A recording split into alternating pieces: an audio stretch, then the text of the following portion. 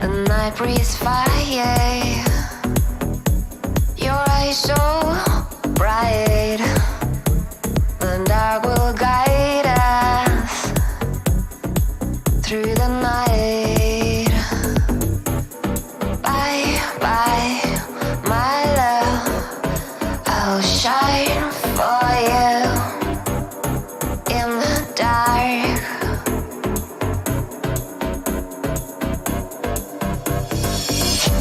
The sky is lonely without the sun. It cried for years, an ocean of tears. It's how it's begun. Bye, bye, my love. I'll shine for you in the dark with my tribe of stars. My tribe of stars.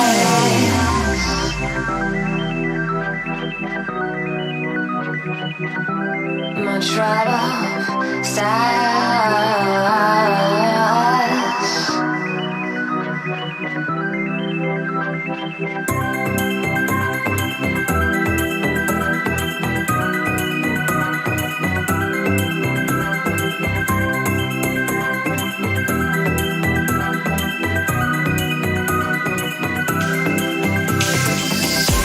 And I breathe fire.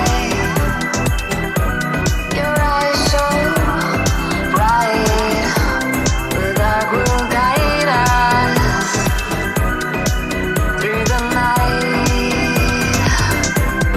Bye bye, my love. I'll shine for you in the dark with my tribe of stars.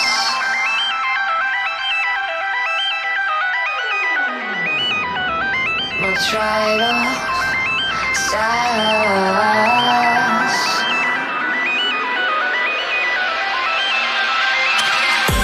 My tribe of stars.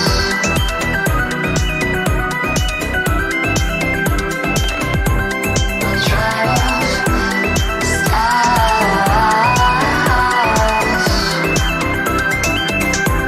My tribe of stars.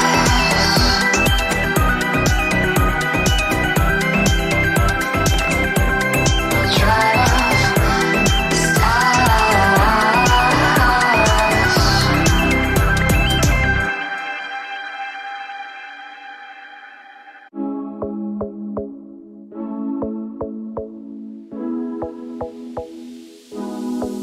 Frozen over, stuck in time, out of breath in my mind. Is this how it will be when you promise this, you and me? Could it be us? Could it be us till forever? Till forever, forever us? Could it be us? Could it be us till forever? Till forever.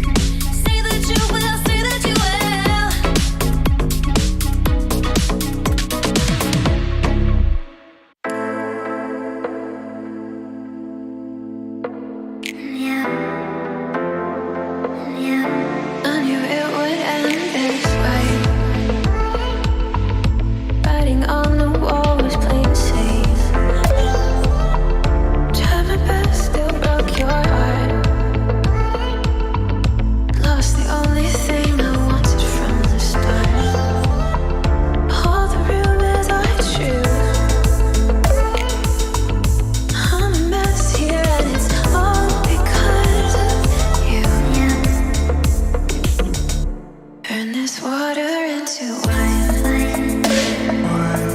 Yeah, you're used to every time. Take these books, make them shine. Be my nasty, make it pine. Oh, oh, turn this water into wine. Brave to admit, afraid if we talk, I'll let it slip. I'm not usually like this. Can't shake the feeling, something here that I can't fix. Now I break, I don't bend. Ignorance is bliss. Had no idea what I was missing then. Turn this water into wine. Yeah, you're used to every time. Take these books, make them shine. Be my nasty, make it pine. Oh, oh, turn this water into wine.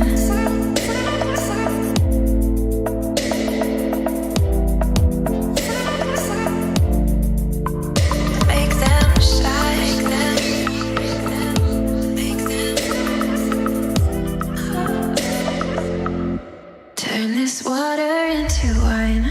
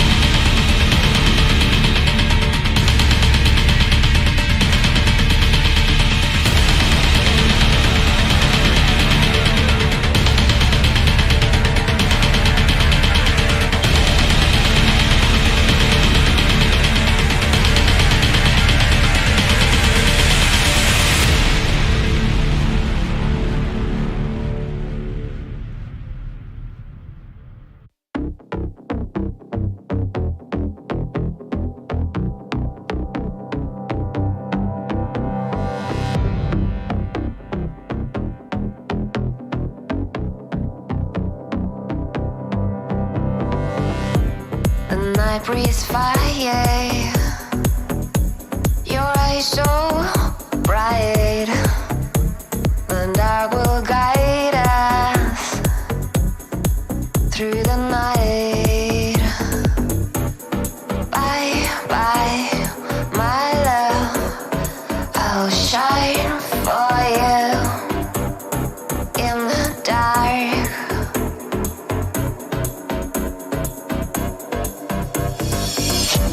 The sky is lonely without the sun. It cried for years, an ocean of tears. It's how it's begun. Bye, bye, my love. I'll shine for you in the dark with my tribe of stars. My tribe of stars.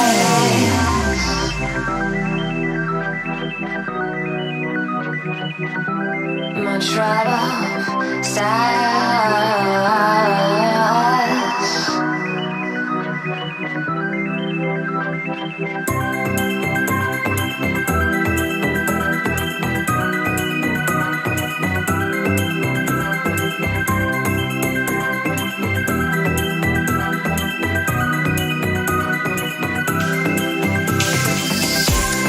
Night breathes fire. Your eyes so bright. The dark will guide us through the night. Bye bye, my love. I'll shine for you in the dark with my tribe of stars.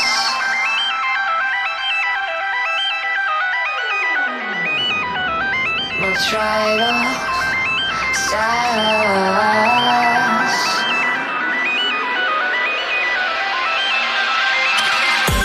My tribe of stars.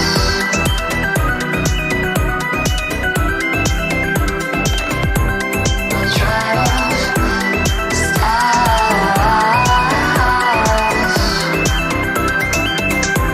My tribe of stars.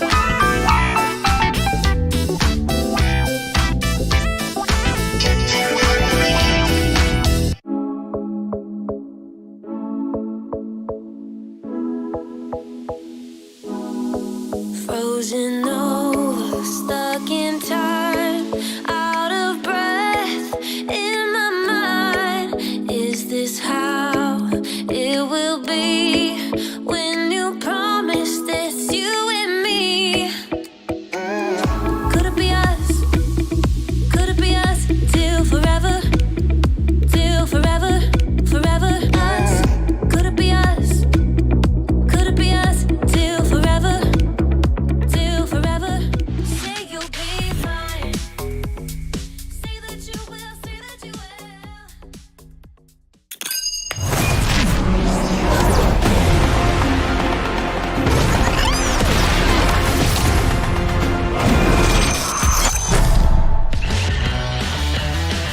Welcome everybody to the final online broadcast day of the WREC. I can't believe we've already made it here with pretty much all of our teams locked for Barcelona. Now it's down to the seeding because yesterday we saw Team Queso eliminate Team Dark with a very strong performance. Andre with the MVP performance set up by the rest of his team, but Queso looking very strong coming into today's matchup. Then we turned our attention to the upper bracket with WREC continuing their dominating style through the last chance qualifier. They are unbeaten so far, and a quick 2-0 over formulation made sure that that record stayed the same. I don't know who's going to be able to beat them. We're looking forward to a showdown against Game Lord in Barcelona eventually, but we had one more spot to fill, and that was for the play-ins qualifier, and it was Talented Ones taking on the Unicorns of Love. And while it was a slightly different meta to what we were expecting, Unicorns looked very comfortable drafting the Senna, picking a Nasus up alongside it.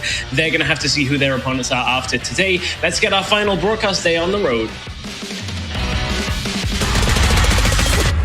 Welcome to the official Riot Games Corporate EMEA Championship. Everybody round, everybody round here, know we get hype.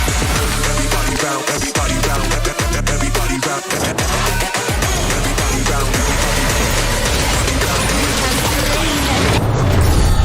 everybody round, everybody round,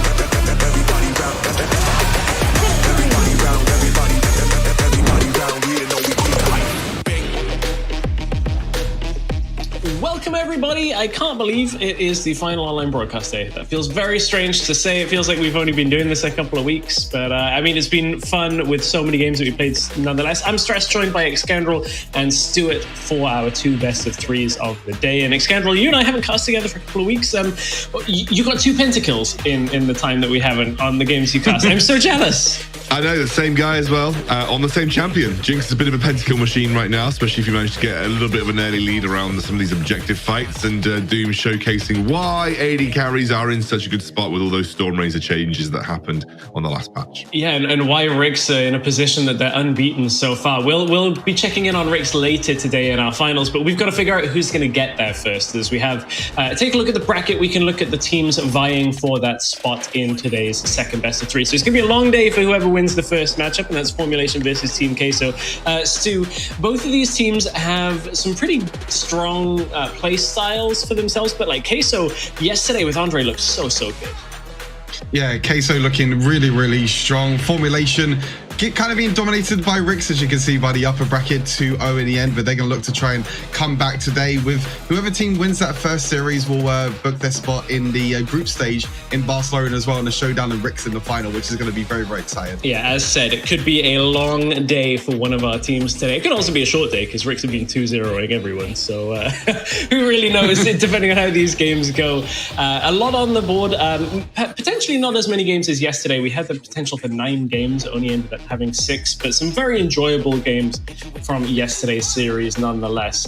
Prediction game is always going to be one of those things that we look at coming right off of our schedule, and that's because I'm going to guess it's unanimous today. I don't know if anyone's gone Formulation. Ooh, Excandrel, you've gone Formulation. I didn't see this to begin the day. How do you feel about Formulation today? Yeah, I just think Formulation in general have looked more convincing to me than Team Queso. I think Team Queso, yesterday, I think that Team Dark are a good team, but they're not quite at the caliber of some of the other games that they've played. And Queso have come out with some wobbles, I think, here and there. I think, unfortunately, they they have not looked as strong as they did in sort of quesos gone past. And I think Formulation, on the other hand, have looked really good. I think from every series that I've seen them play in, I've been impressed with Formulation. Yeah, that's fair. I think yesterday the struggles came a little bit just because of how good RECs are, right? It's like Snitch taking the Aurelia away, and it's just like, I'll crush you on this. It'll be an easy matchup. So as we get closer to our matchups, you're going to make me talk about myself? Okay, this is a bit of a surprise. Yeah, selfies. Got to get them in before the game. Where's yours, Stu? Where's yours? Like, come on. No selfies. I can barely tweet once a week, let alone do a post about doing anything to do with my life. I'm such a boomer. I'm so bad at social media. But there we go. I'm the same. It's not like it was my job for a while, and I was just like, I'm terrible at interacting with that kind of thing. Stu, I know that you'll obviously have lots of opinions on our first game as we get closer to it. We're going to say goodbye to you for now, though, and get through some of our headlines for the first series of the day. And I mean, before we get there, I think it's worth talking about what's on the line today. Of course, we have a lot of the teams locked already for Barcelona, but there's two main spots left. So the winner of the first series of the day is going to get a group stage spot. The loser will be playing against Unicorns in Barcelona for a play-ins spot. So still a little confusing, but all-important win for this first series of the day between Team Queso and Formulation. Yeah, it just eliminates another step that you've got to go through to ensure that you're in with a good fighting chance of doing well at those live finals in Barcelona. And specifically getting a direct line to the group stage is nice because you just have a little bit more security as you're heading into that phase of the tournament. So I think both teams will be pretty keen to make that them. But nonetheless, as you mentioned, everyone here is now going to Barcelona in some shape or form. So I'm sure a lot of the teams will feel happy with the end result regardless. Yeah, I'm sure Queso will feel happy about that. Some, a version of a hometown advantage in a way, at least being on home soil with respect to them being a Spanish organization. When we look at the team that I think has played absolutely the best, head and shoulders in last chance qualifier, WREC. Yesterday, we saw them move from the AD carries towards, again, the AP carriers for Doom. So a little bit of a swap back, but like Sona Seraphine's still really strong. Yeah, absolutely. And also, even with this particular clip here, you're seeing Snitch and Random playing AD carries in the solo lanes. So, it shows the flexibility of what I think the REC's roster is capable of. They can run very heavy AD topside and then compensate because Doom is flexible and can play those AP carries in the bot side of the map. But they can also equally put Doom on an AD carry and translate AP threats into other areas. But I think, what you saw this time around from REC is very much kind of like the dominance of their solo lanes, supported by the strong AP carries in the bot lane. I think it was such a good performance out of REC. And for the first time in a while, we saw a team try and put a lot of attention towards Snitch. And it just didn't work. They had like 3 people mid for the first few minutes of the game. And Snitch was just like, I'm playing Graves. I will just push this lane out. And then you can't kill me. And I'll dash away. And got super far ahead. So it's really fun to hear from the interview from Snitch as well at the end of the day. Like, RECs feel like they've put in so much work in the practice that finally it started to show off. And I always have a lot of respect for any player that's just like, we scrim so much and finally we're seeing it in game. Because I think people underestimate when you're just watching how much time goes into preparing for a series. Oh, absolutely. I think, these guys are playing nightly scrims versus top teams in Europe, ensuring that they're perfecting their drafts, ensuring that they're doing their best to play out certain comps that they've put together. A lot of time goes in before you even get onto the stage to make sure that you're well prepared. And I think RECs clearly have shown a growth from the main WREC stage where that finals versus Game Lord was a little underwhelming. Yeah, it absolutely was. It was a moment where I think we had a lot of support for REC because they kind of had peaked the week before. And then we were like, okay, REC are going to come in. They're going to do a really good job against Game Lord. And I think they were disappointed with it as well. So I don't know. It's one of those things. Now I'm a little bit more on the hype train for REC. The big question heading all the way towards Barcelona, we have quite a bit of a wait now, is like, we won't have seen Game Lord play for like 6 to 8 weeks by the time we actually get there. So I think that's always the intriguing thing, is like, how will they end up scrimming and have their competition? Because RECs have got a lot of reps in on this patch. Oh, absolutely. I think, Game Lord as well, though, will be putting the time in clearly. I think that's one of the things that they've got going for them is they've got experience in both AP and AD carry metas. I think one of the questions that we had is, whether Redemption as a player was more suited to, the things like the traditional AD carry meta, because he's generally been like a Corki or an AP carry player But I think he's a brilliant player in his own right, and I think Game Lord are going to be able to adapt just as well as Ricks have, and I'm really hoping for that matchup to be in a meta, because obviously there's, as you mentioned, a long time between now and when we actually get to that stage where these two teams are going to be comparable, and maybe when we see that sort of rivalry revisited, pending no other intrusions from other challengers, if we see that rivalry revisited, then I think we're hopefully looking for a closer series and a closer game. Yeah, I think so as well. Speaking of close series, I think our first series today is going to be quite a close one. I think Stuart agrees with me as well on that. Let's head over to Stuart for his key points.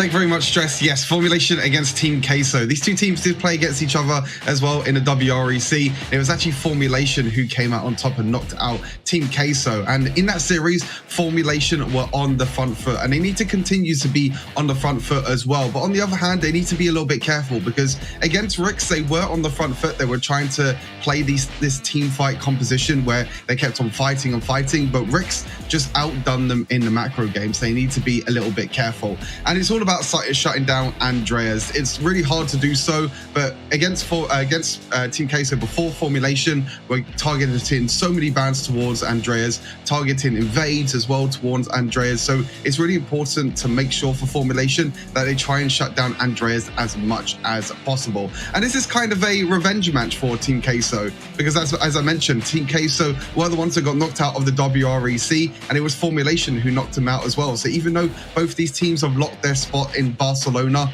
there's still a lot to play for, because as Excalibur said, if you get to that group stage, there's just one more phase that you kind of skip in a way with that playing stage. So I'm sure both these teams do not want to play Unicorns of Love, because they did look really, really strong as well yesterday. So exciting series to come up. The last series was super close between these two.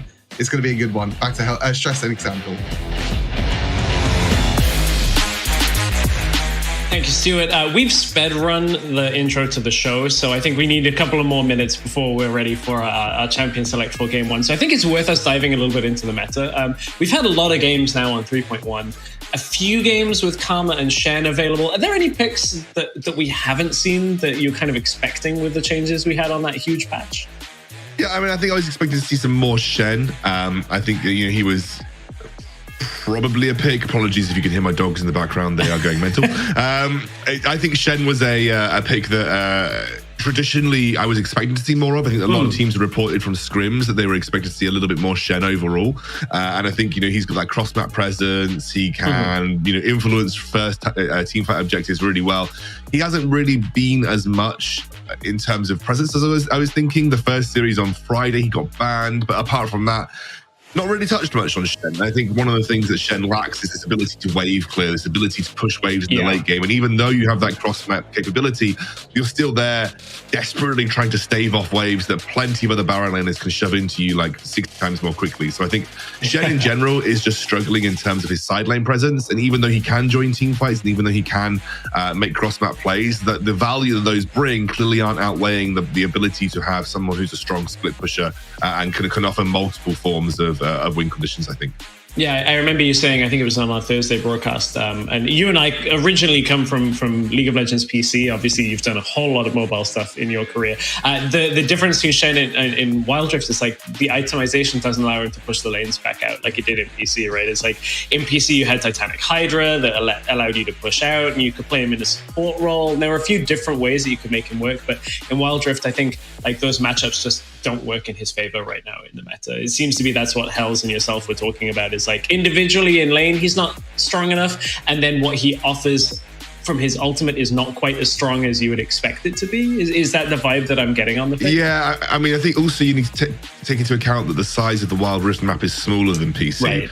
So actually, in real terms, let's say you have a Camille and Baron lane, you want to rotate her down for an objective. The real term rotation time is still like 15 to 20 seconds. And a lot of the time you can dance around and wait for Camille to get there before, influencing. So that immediate snap engage, I think there is a limited time frame in the early game where that proves useful, especially, around first Dragons and first Rift Heralds.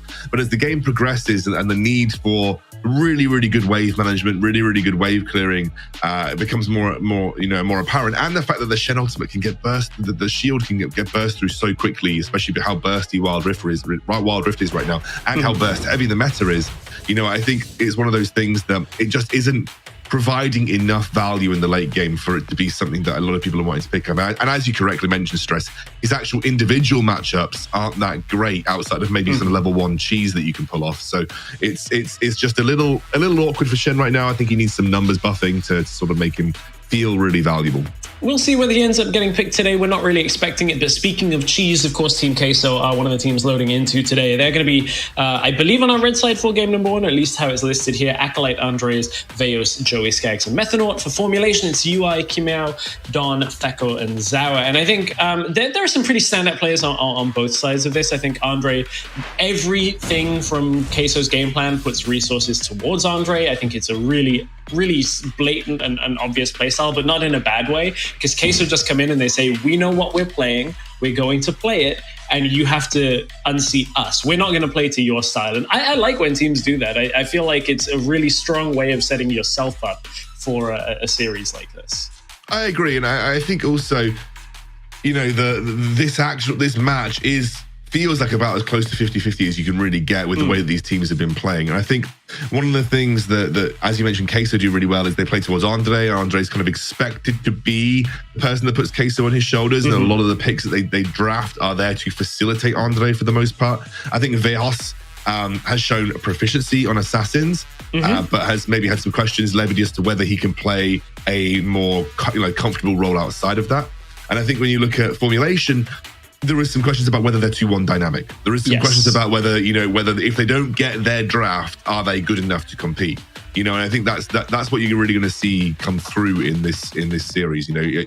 Are Queso, able to activate some of the other strong win conditions they have, or are they going to rely on Andre to be that man? And if formulation aren't able to get these picks that have allowed them to shine, are they capable of dancing with the likes of Queso and Rix? And obviously versus Rix, that was shown that they weren't. So now they've got to answer that question again for Queso. And I feel like that's a great point. Is like originally we were building in with like a lot of the Irelia mid pick, and Irelia isn't just a Dawn pick. We've seen other people play it. I feel like formulation, when they have that comp, as you alluded to, they look great. They look really comfortable. But outside of that, it feels like a little bit of a liability. Even though we've seen them play many different types of champions, formulation I think have been one of the more unique play style teams when they pick different things in the bottom lane. I don't know that the strength has been there against the top teams, and that's where they're going to have to figure that out against Queso, because Queso have started to look better against our top teams. I think we're just about ready to head towards our first draft of the day. So I think some picks that we have to highlight are going to be taken away. Karma we're expecting to be banned in just about every game. I think we saw one on Thursday, and then everyone was just like, nope, no more Karma. Ban that. Like, Gragas is out of here, Karma's out of here. Get rid of some of these mages. Yeah, Karma is almost the polar opposite of Shen in terms of the way that she came out. She had some really... by the way, I do love the changes that Karma has had. I think that they've made her a much more interesting champion to play compared to her PC counterpart. I thought her PC, version was...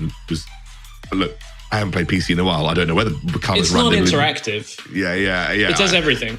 Exactly, and I think also like the bland. It was very bland. Like I think that the overall the kit that Karma had was bland. So the Wild Rift kit that came out, it felt great. It felt there was a lot of thought that gone into it. It made Karma much more interactive. But on the flip side, it kind of gave her a lot. It's given her a lot of stuff, and that stuff is quite difficult to deal with, and also that stuff also really hurts, and also she's very flexible and can be played in multiple roles. So I think even from a competitive standpoint, people have seen Karma and said, okay, this champion offers a lot and also does a lot of damage and also is really flexible, and she's like a no-brainer pick for most compositions. I mean, we saw how Clue played it, even though he fluffed 50% of his ultimates. The ones that hit were so impactful that they set Doom up for pentakills. So it's just Karma's really good in a really, really good spot right now. So I don't blame people for putting it on the ban cards, as well as Gragas, for the same reasons, mostly because his AP build buff is ludicrously strong, does way too much damage, and also he's just so flexible. Yeah, very flexible. I mean, we saw Veos play it in one game. I think that's one of the champions that Veos has brought that I say isn't an assassin. AP Gragas is still an assassin. Like you body slam ult somebody and they die, like no problems. So those are 2 picks that we're expecting to be banned from the ban phase. We're heading very shortly to the picks and bans phase. I swear, I'm not just teasing everybody that we're getting there. We are getting our players just about ready. A couple of other things that we should note: Master Yi and Yuumi, and I believe Zed are disabled globally for this, so they won't appear in the ban phase either. Although we did have a team ban Zed the other day, and I was like, well, that's a wasted ban. There's just a few issues with patch 3.1 from what we're aware of. So if you're wondering why are people not first picking Master Yi like they do in solo queue, that's it. Also, please don't first pick Master Yi that much. I ban Master Yi all the time. Every game.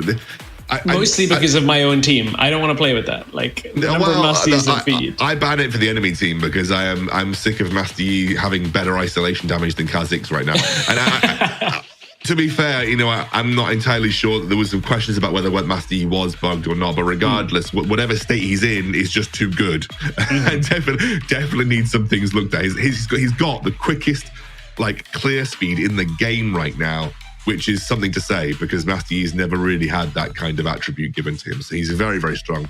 I don't know about Yuumi, but I know Zed is actually an issue with him stacking Conqueror on his Shadow Slash.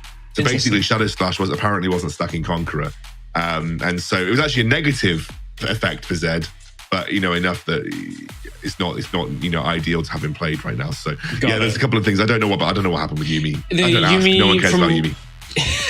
I mean, for Queso, I was saying this yesterday. For Queso, I think as they're one of the teams that opted into the Yuumi Olaf, I think it not being available isn't significant, but it's one thing that they can't lean on. I believe it's something to do with the cooldown on ability too, with jumping to people. But that being said, this is not official confirmation of that. You should never take that from esports casters. We are just riffing, mate. We are just riffing at this point. Exactly. Exactly. I'm just waiting to see what goes. I mean, Veos yesterday. So to focus back in on the teams a little bit, high priority on the Akali. You mentioned Assassins. They were first picking it on Red's side in yesterday's series. It looked really good.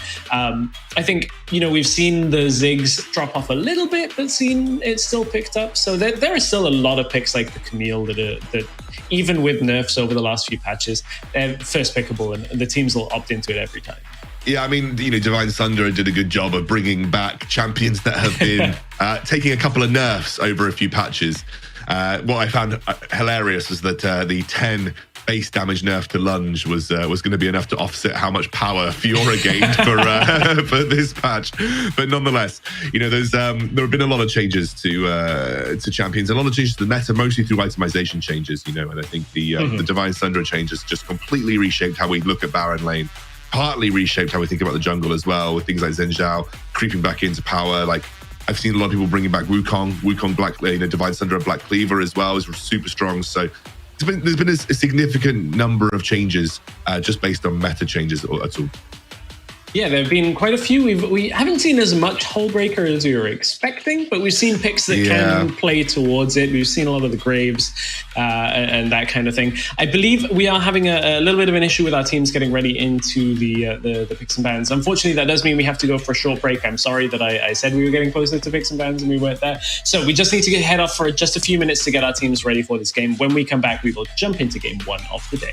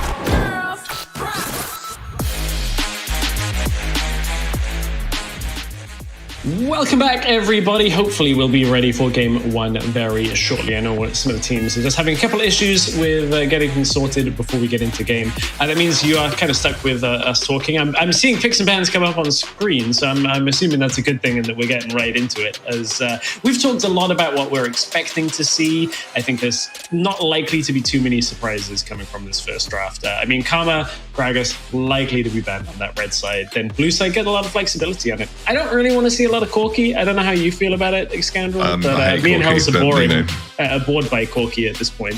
I find Corki a bit annoying to have to watch. He's I much prefer to see sort of the newer things coming through. Yeah. Your dogs hate Corki as well. I mentioned Corki and they're going crazy. My dogs have got like major separation anxiety from my wife, so whenever they're not in the same room as my wife, they are just there going ooh, ooh, ooh, and they're not in the same room as my wife right now. So that's my basically cats why. get that.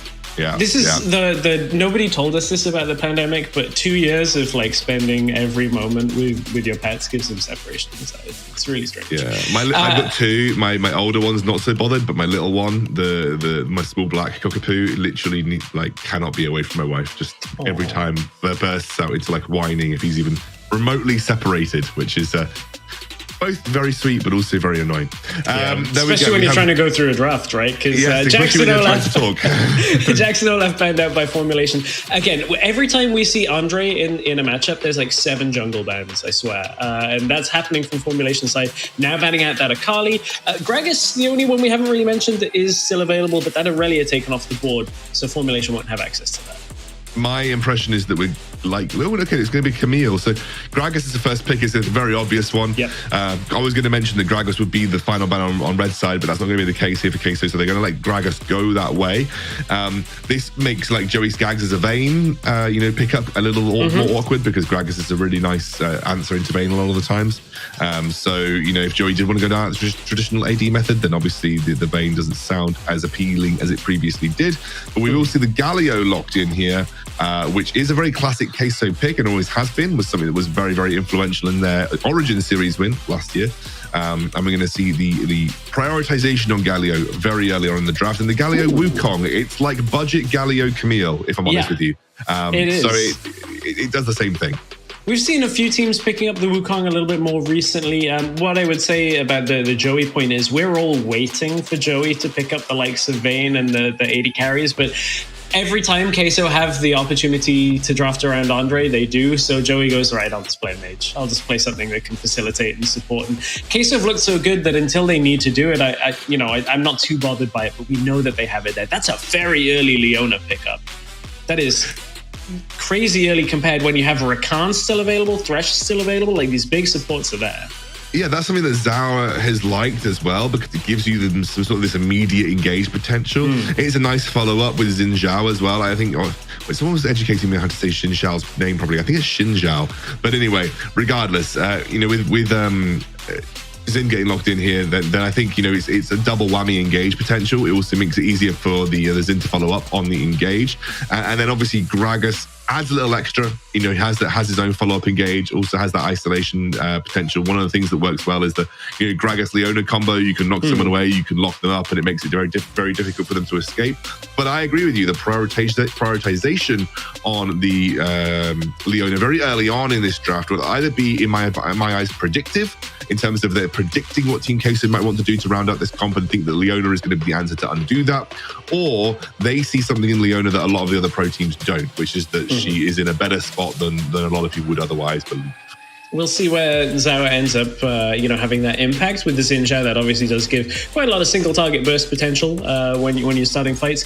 With the Corki lock-in from Queso, no surprise to see their attention stay on the bottom lane for the bans here as well. Removing the Varus, we might see them remove Ziggs, although we have seen teams start to drop that priority. Ever since we started seeing the Locket come out a lot more from supports and just say, we can just absorb the Ziggs damage in the beginning of the fight, and he doesn't quite do so much. Yeah. The Locket was something that I really was impressed with, sort of people bringing it back into the meta, because I think since it had that cost increase, people were like 300 gold for Locket, and it got a little nerf. Like, I'd rather spend that 300 gold elsewhere. But it still does have its value, and you could see that value like quite heavily on display in some of the games that we've had. But of course, it's all about where you believe your enchants are going to be useful, and Redemption in general has a lot more flexibility in terms of how you use it compared to Locket, which is why a lot of people kind of backed off towards that Redemption sort of pathway for the majority of supports. But we have bans coming through. It is the Yasuo and the Graves ban here. Yasuo Wukong is a pretty solid combo, pretty disgusting combo as well. So, no surprises that we're going to see the Yasuo ban here. The Graves is an interesting one. Maybe believing that this is a Wukong Baron lane, or that Acolyte has been playing Graves Baron lane himself, because otherwise, you're just making some assumptions about where that Wukong could be going Baron lane then, because we have a Kha'Zix lock-in.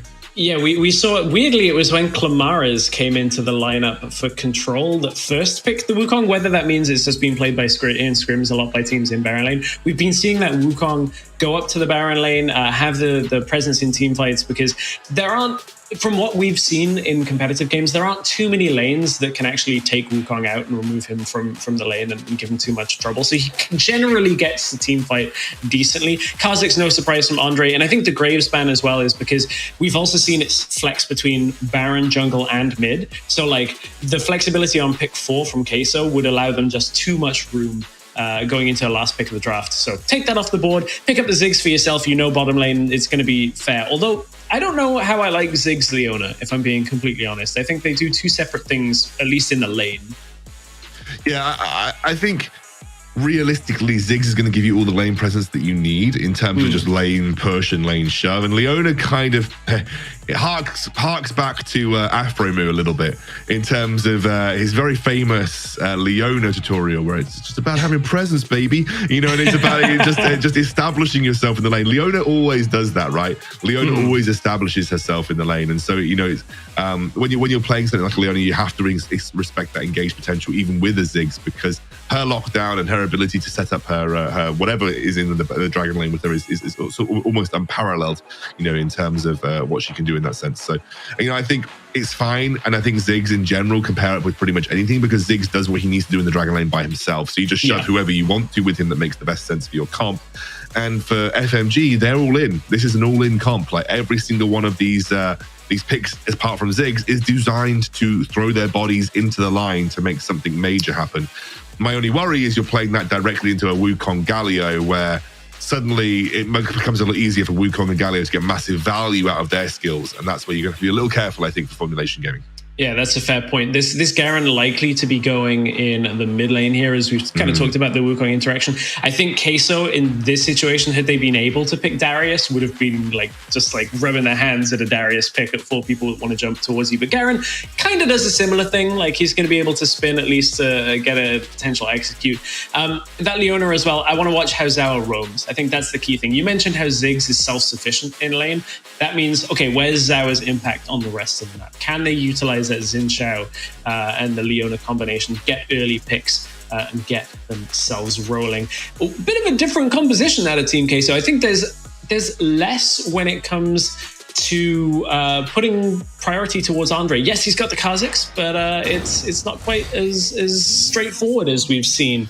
And as we head on to the Rift for game number 1 between Formulation and Team Queso, there is so much on the line in this matchup. I mean, both of these teams want to be going directly to that group stage. Both of them do not want to have to play in the play-ins. Unicorns looked a little bit different with their strategy yesterday. They brought some stuff that we weren't particularly expecting out of Europe, but both of these teams have pretty clear identities this time around. It is Formulation looking for that all-in play style. Team Queso, a little different, to be honest. I said they had a clear identity. I'm not so sure on this one. I think it's a little different from what I had expected from Team Queso's lineup. Yeah, I think Team Queso, they aren't looking to sort of throw everything at throw everything in the kitchen sink at these team fight situations. Like they have that capability. In fact, I almost think they have the necessity to play peel back a little further, sort of allow Formulation to come to them and then navigate the space that you're setting both Joey and Andre up for success. Vejos, Acolyte, and Methanaut here are all essentially facilitating Andre and Joey in these fights. So it's about how you apply that Wukong ultimate to stop Andre being targeted, how you apply that Galio taunt to allow Joey the space to play from the back line. One thing I want to note really early on, and look at the 3 wards that have been placed by Formulation, like really early priority to try and spot Andre. We don't see teams commit this much early on from what I normally have seen from game. Like this feels like a big investment to spot him out. Yeah, I think they were trying to get eyes on which scuttle he was going to go to straight away. I think they're just trying to utilize the fact that they've got strong botline presence. We have a Roam. Yeah, Roam comes through. They get the stun. Now you got to try and burn through the health bar of Veos. He's kiting towards Andre, who's on the blue buff right now. Flash comes over. That's going to actually disrupt Andre's path here, and Andre now gets caught by Kimau. They're trying to buy time for Methanol to get their Veos no flash because he's already used it. Taunt doesn't quite save the jungle, or I should say the mid lane here, as Methanol now jumped on, as finally Andre is able to trade one back in exchange for Team Queso. Now, however, Acolyte is desperately trying to get him away, flashes out over the wall after using the clone, but a good start from Formulation, all coming from some of that vision control, and then the roam from Leona. Yeah, I mean, what essentially, I think you can set the story up really nicely when you talked about the vision control. It unlocked Zawa to walk with Kimau towards that bottom scuttle. The intention was to then translate that into a blue buff invade, but then they saw an opportunity to get onto Vejos in the mid lane. This was the very end of the fight, and I think Vejos, this moment here, where he tries to turn around and peel back towards Andre, is kind of what set his team up for failure. I think Vejos, unfortunately, wasn't quite on the same page as to what Andre wanted to do. I think Andre was hoping to Vejos to split them up a little bit more and, hope that one of them would at least come towards him in isolation in the Rift Herald pit, and one obviously would chase them towards Methanol. But I think Vejos just slight error in the way that he approached the end of that fight there. But nonetheless, I think you set the story up nicely. It was a really beautiful display of how early vision control can give you all the information that you need to make the correct decision around some of these roams. And that's exactly what they did here with Zawa. They allowed him to unlock and go towards the mid lane and set up a very early start here. Good early start for Formulation Gaming. Yeah, it is exactly what Formulation need. And then we just watched a little bit bot lane, how Veos, I don't think he was expecting both Fekko and Zawa to be in the lane, so takes half of his health. Of course, Garen will heal that up. He uses the honey fruit as well. But Formulation had not done the swap to mid lane yet. They're in progress of doing it, although Fekko did just cancel his recall. So we'll have to see whether they can get that in time for these first objectives of the game. Gragas has decent wave clear as it is, so it's not too much of a problem. But you can see Veos and Fekko still trading down in that bottom lane. Garen, not this early on in the game when it comes to surviving through a lot of the poke that comes down. Needs a little bit more time before he's strong enough to just sit there. Yeah, but he still has that passive, so regardless of what happens, he can kind of get out of combat and start to regen HP to a silly amount. He also wanted to ensure that he was able to hit this Black Cleaver spike before this first objective. You can see that Kimau near going to get taunted up. Ooh, good taunt. Zigzalt's going to dissuade the rest of the fight, though, and Formulation forced to use 3 ultimates in total there against Queso, only using the Kha'Zix ultimate for themselves. Yeah, they just found a good opportunity to get in, and I think at this point, Formulation know that they are out of position. They're a little bit ousted when it comes to the Dragons. They're not going to be able to compete for that. They're going to go immediately for this river. Ooh, Acolyte Cyclone already to start this off. The Galio ultimate doesn't quite continue the fight in place, but they're able to move through the jungle, and Queso are bouncing back from what was a rough start to the game. This Rift Herald's going to reset, but they should be able to take it right off the end of that fight. Yeah, no, really, really good stuff, I think, from Team Queso there. I do think that it was a little hopeful for Formulation to be able to just rotate in plain sight over towards the Rift Herald and hope they can get away with it. I don't think you do. Regardless of how strong your comp is, Rift Herald is very gated by how quickly the eye opens. And so you can never really 100% rush it down the same way that you can with a dragon. And I think for that sense that Formulation got a little bit ahead of themselves in terms of planning their engage on the Rift Herald. And I think a good rotation as well coming out from Joey and Methanol, as well as Acolyte, to ensure that they weren't able to get that for free. Joey also really aggressively using that package just to make sure he can get that kill onto Kimau. But speaking of, he's going for the Essence Reaver build too. We might be having the reverse happen here. There was Formulation, the ults are back available, the eye open, but wow, Kimau just gets melted down. Suplex comes through. Have they been able to steal it? Because Andre was killed. It's stolen by Leona. Zawa has made the Leona pick work. The execute is not quite enough. Fekko gets the honey fruit, and it's a triple kill coming through from UI off screen. That is a huge team fight from Formulation. Now Rift Herald popped in the middle lane. They'll be able to push it down, and I hope we can get a replay of what happened on the other side of that fight, because UI went monstrous in that. Yeah, absolutely did. They will get the first turret of the game here for free. Whether Acolyte can respond and get the bot lane tier 1, we'll have to see. We already have Kemal coming down to protect it, and I think Acolyte is willing to give up his life for this. He's like, I'm just going to take it. Doesn't matter. Yeah, and going to drop for this is Acolyte's going to try and get his way out. One Cyclone Charge used, has the flash available, so we'll commit the ultimate. They know there's no neutral objective, so it's just a case of waiting, and they get the kill onto Kamau as well. Andre, he does not want to get pushed out of the enemy jungle at any point here. This is the fight. Let's take a look at this again then. As you mentioned, Joey's a little out of position here. Zawa gets a beautiful ulti in combination with UI. I mean, it was just layered skills that worked so nicely. Joey then previously just not able to escape. I think Don uses Don had his ultimate available there. I think without the Wukong in these fights, the CC needed to give the space to Andre and Joey, like we said before, isn't there. And I really think that is something that Queso are going to have to be a little conscious of as this game progresses. You really do need Acolyte in your fights, because otherwise it's way too easy for the multiple engagement methods that Formulation have got to be able to use to get onto Andre, to get onto Joey, and effectively neuter the main damage sources that you have in some of these team fight situations. So definitely think that, Queso need to not undervalue what Wukong provides to the fights for them. And I think try to ensure that when they're coming to these next objectives that they are playing with having Acolyte there in mind.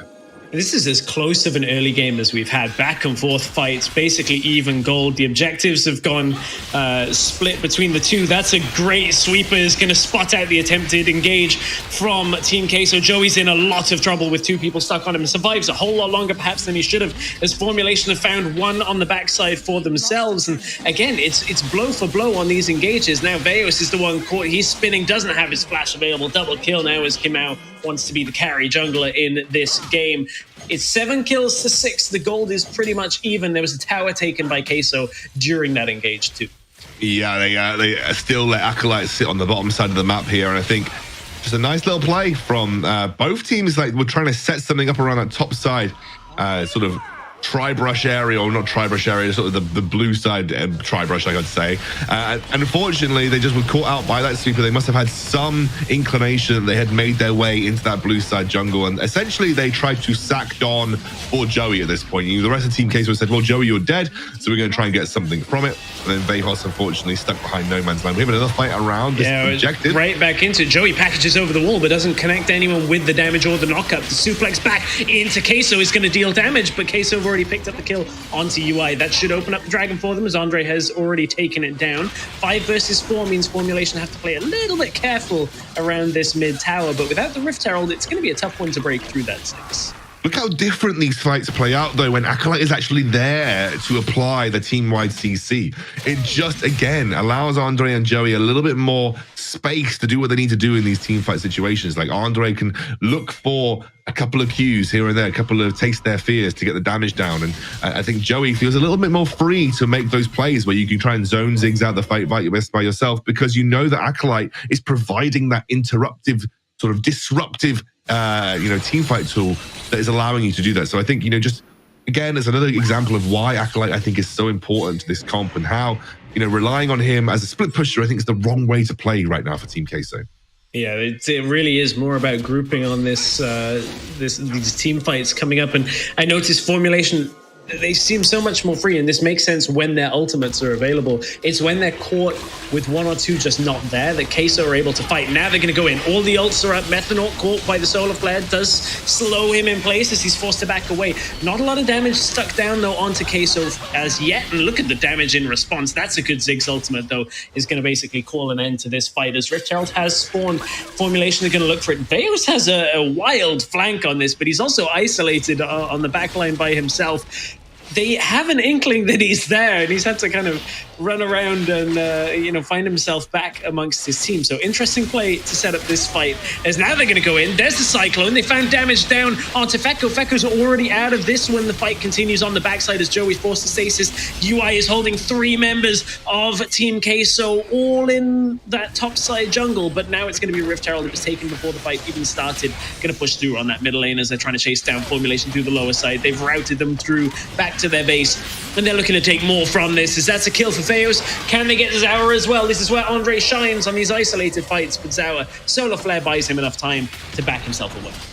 I think one of the things that really can sum this fight up, and the only thing that you really need to have paid attention to before we go into that fight was how many green dots you could see on either side of our rosters. Before that fight kicked off, I think there was one available ultimate for Formulation. I think everything else had been used in the build-up to that fight. Whereas on Team Queso, you can see here, only UI's ultimate was available here. Everything else was used as a way of deterring Team Queso from this fight. And Team Queso, they had everything available, pretty much, apart from, I think, what was the Kha'Zix ultimate to hand, because he used that in the middle of that last fight. And, I think people got to remember the value of these ultimates and the value of what they're doing in terms of how they play through these team fights. It wasn't enough. There wasn't enough important skills left for Formulation, and I think Team Queso knew that even though they took a bit of damage in the build-up to that fight, they still had everything, every tool that they needed to ensure that they would be able to navigate that fight properly. And I think, again, I don't want to keep harping back to it, but you can just see how impactful Wukong Ultimate is when he's actually there and ready to engage these fights. Yeah, it's having big impact, and Andre forced to leap away, but that's a pretty short cooldown, so able to utilize the mobility well. I mean, Veus is pushing topside, doesn't have teleport available, has a redemption for these fights, so just going to push through the top lane, get as much damage onto this tower. We'll see whether he can actually take it, as Don could ult the wave if he wanted to, but just going to clear it with the Q, or I should say ability 1, to be able to clear those minions out. Baron's about to spawn, so is Dragon. So I'm going to pass my eyes back over to those ultimates. All 10 available. And it's formulations that are the most important, right? Because Corkis we don't care about. Kha'Zix we don't particularly care about. It's like formulations and then the Cyclone. Yeah, and I think, for both teams, it's about the way they're using them as well. I've seen Methanol popping his stone plate early on in a team fight, especially versus Set. I'm like, gotta be a little careful. We've seen how that's played out before. You just need to be so careful about it. It's very execution based right now, but it is the Inferno. It does go the way. Yeah, Dragon's already down, and so is one of the members of Formulation. As into the back line goes Veus on this Garen. They picked it last, and they've been able to pick up a double kill as well for Acolyte. Formulation seem to have fallen apart around this team fight. That's a clean ace to end that fight. 15 kills to 7. Queso looking to push down mid. They may very well end it here with 20-second death timers. I think this is going to be all she wrote for the first game of the series here. Team Queso looking incredibly strong. I mean, I really thought Formulation would have more to give, especially with Kimao and his Zinzao, but not quite able to make it work. And it's Team Queso that secured the first game of the series. Queso picking up a win and doing it in a fashion that is a little different from what we were expecting. Like, sure, Andre still was on a carry. They still had damage coming from that Kha'Zix, but this wasn't the play everything towards Andre style that we've come to know from Queso. This is just a little bit more of a standard brawl it out around neutral objectives and just try and team fight and skirmish your way to win. That, I mean, a lot of the teams play that play style, and looks like Queso can do it as well when they need to. I think, again, one of the things that I think Queso did really nicely, I actually one of the things the Formulation always played into, maybe not intentionally, but something that definitely happened in terms of draft, was just how good Wukong and Galio are versus heavy melee engaged comps. Every single player, apart from Fico, wants to be in the middle of the fight, hitting you with their fists. And that's exactly what Wukong and exactly what Galio want, because that's where they get the most value out of their skills. And I think, for Team Queso, all they needed to do was play the Wukong ultimate correctly, play the Galio ultimate correctly, and you were in a situation like right here, they can't get into the fight. There's no way. UI tries to with his ultimate, but still they're struggling to get to that choke point because that Wukong ultimate makes it just so difficult for them to do so. And in this scenario here, you can see a look at Formulation. They're split, they're broken, they don't know exactly where they want to be because they can't navigate past the impact of those huge knockups and those huge taunts that they have to deal with because they've got so many melee members of their team. I think for Team Queso, it was just about sowing those seeds of disarray, like saying, okay, navigate this basically. And if you can't, then you have people getting isolated, people being locked up, and that's where the people, like Joey is going to shine, and that's where Andre is going to shine because that's exactly what they want. You got to remember that Kha'Zix thrives off Discord. Kha'Zix is a champion that shouldn't work well in team fights by all accounts. Kha'Zix is designed from a champion design point to not work well in team fights, but the real world of it is that team fights are not harmonious, or most of the time they are quite discordant, and that's where, you know, someone like Kha'Zix is going to be able to jump in and do his work. But, you know, I think you can see just from the stats alone how everybody had a part to play. Vejos and Acolyte as well, specifically those solo learners who usually get a little overlooked in lieu of Andre, really, you know, popped off in this game, and I think both did incredibly well. Acolyte, I want to come back to this if we see another Wukong. Acolyte going Hull Breaker, but then team fighting. I don't know how I feel about that. But the one pickup that did really work for them, and I wasn't really thinking about this interaction until we were watching the replays, is like, he picks up Proto Belt, and there's one fight where he like dash Proto Belt flashes ults. You clear so much distance basically while stealthed as well. So like you just basically end up with this Wukong on top of you, and like what can you even do in those chokes? That really is the biggest thing that they struggled with. And this was a really close game up until about that 8-minute mark, and then suddenly Team Queso were like, oh, okay, this is how we play our comp out, and they actually can't do anything against it. So really solid performance. I think Vejos quietly got 6 kills in that game and ended really strong. So that game looked rough in the early game for Queso, and I think that's where Formulation probably need to pick a comp that can play around those early skirmishes a little less into the hands of Team Queso. Let's take a look at the play of the game and see where Queso took full control of this one. They're 1-0 in this series, and this is one of the moments that made it happen. I like, this is one that you were talking about, is the Proto Belt reach of that Wukong ultimate. I think one of the things that really was almost the tipping point for Team Queso was they realized that actually they don't need to sort of play away from this formulation comp. They have the capabilities and the tools necessary to team fight them on their own terms. And, you know, when they finally had Acolyte making these engages and Acolyte joining the fight, just how different it was in terms of how they were able to take over the game. You know, that Hull Breaker maybe clearly spoke to an indication that Wukong's very strong with his first ability at taking towers, and they were hoping that maybe that would give them an alternative win condition. But you don't need to. You can just bring him in and make him do what he does best. Have him team fight and just try and crush through. I mean, that was a solid performance in game 1 from Team Queso. We'll see whether they can 2-0 Formulation, or whether Formulation will find their team fight footing that we've come to expect from them as we head into game 2. We'll be back in just a few minutes to take us into our second game of the day.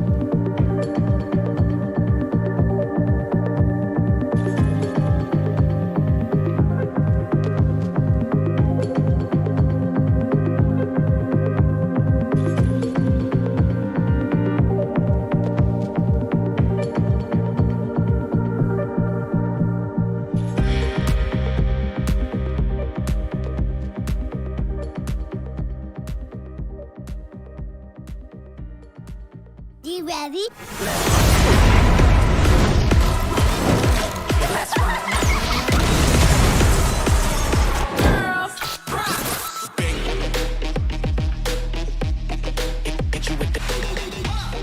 Welcome back, everybody, to the WREC. It is the last chance qualifiers and the last day of our broadcast of the online portion. We're all gearing up for our finals event in Barcelona a couple of weeks from now, a while from now. So we've got a long way before we get there. Still got 2 series to go. We are in our first series of the day between Queso and Formulation. This is to determine who will immediately then face WREC to end the day. So long day potentially. And Queso 1-0. So they'll be looking to just 2-0 their way through this series and take on WREC later on. They look pretty good in game 1. I think this is mostly just like draft allowing them to play well around what formulation we're going to do rather than Queso doing anything spectacular. Yeah, I think as you mentioned it, and correctly nailed it, I think that realistically there was those 2 early picks in the draft for Queso that very much were strong into heavy melee comps. And I think, when it comes to team fights, it's just about using that Wukong ultimate at the right time to give that space over to Joey and over to Andre, which they're able to do. Which begs the question as to why Formulation then, kind of drilled their nose into it and did the same thing that they were planning on doing from the start. And that maybe that lends itself to that discussion point about the flexibility of Formulation, and maybe they're not quite as flexible as maybe they want to be. So I think we'll have to take a look at this next draft and see if they are adjusting, if they are changing their style, and if they aren't, then why? Because obviously we saw a super early rotation of Leona, which, as you very, very correctly mentioned, not many other teams see the high value in Leona, and I think probably for good reason right now. There is if you want to play engaged supports, people are playing Thresh and people are playing Alistair. Although Leona does offer more single target lockdown and has a very, very low cooldown, strong ultimate, I think a lot of people are still yet to see the high value in Leona pretty much every game. But hey, we'll see. Formulation have got another game, potentially 2, to turn it around here. So that's fair. Let's see if Stuart values the Leona. Are you a Leona enjoyer, Stuart? Let's hear your key points, and I want you to throw an answer to that, Imran, before you start it as well.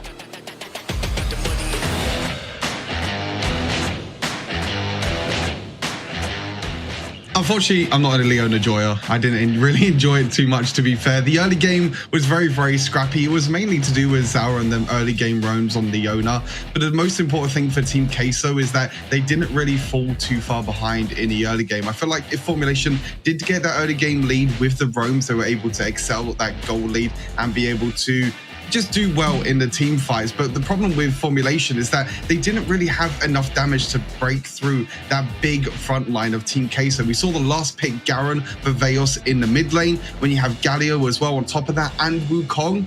The Ziggs didn't really do that much damage at all, and it's really hard for a Ziggs to break through these big, massive tanks. So it was a really, really clever draft by Team Queso in general, and it was just really, really hard for Formulation to kind of do anything when they got to the mid and late game and once Garen got 2 or 3 items. But now Formulation are on their last legs. I'm hoping to get a pocket pick out of them. We've seen some, misfortunes from Fekko in the duo lane, Galio as well. We've seen some really, really interesting picks for Formulation. Maybe they're going to be having something else up their sleeve for this second game, and maybe their final game for the last chance qualifier. We'll have to see. Back to the Stressnick scandal.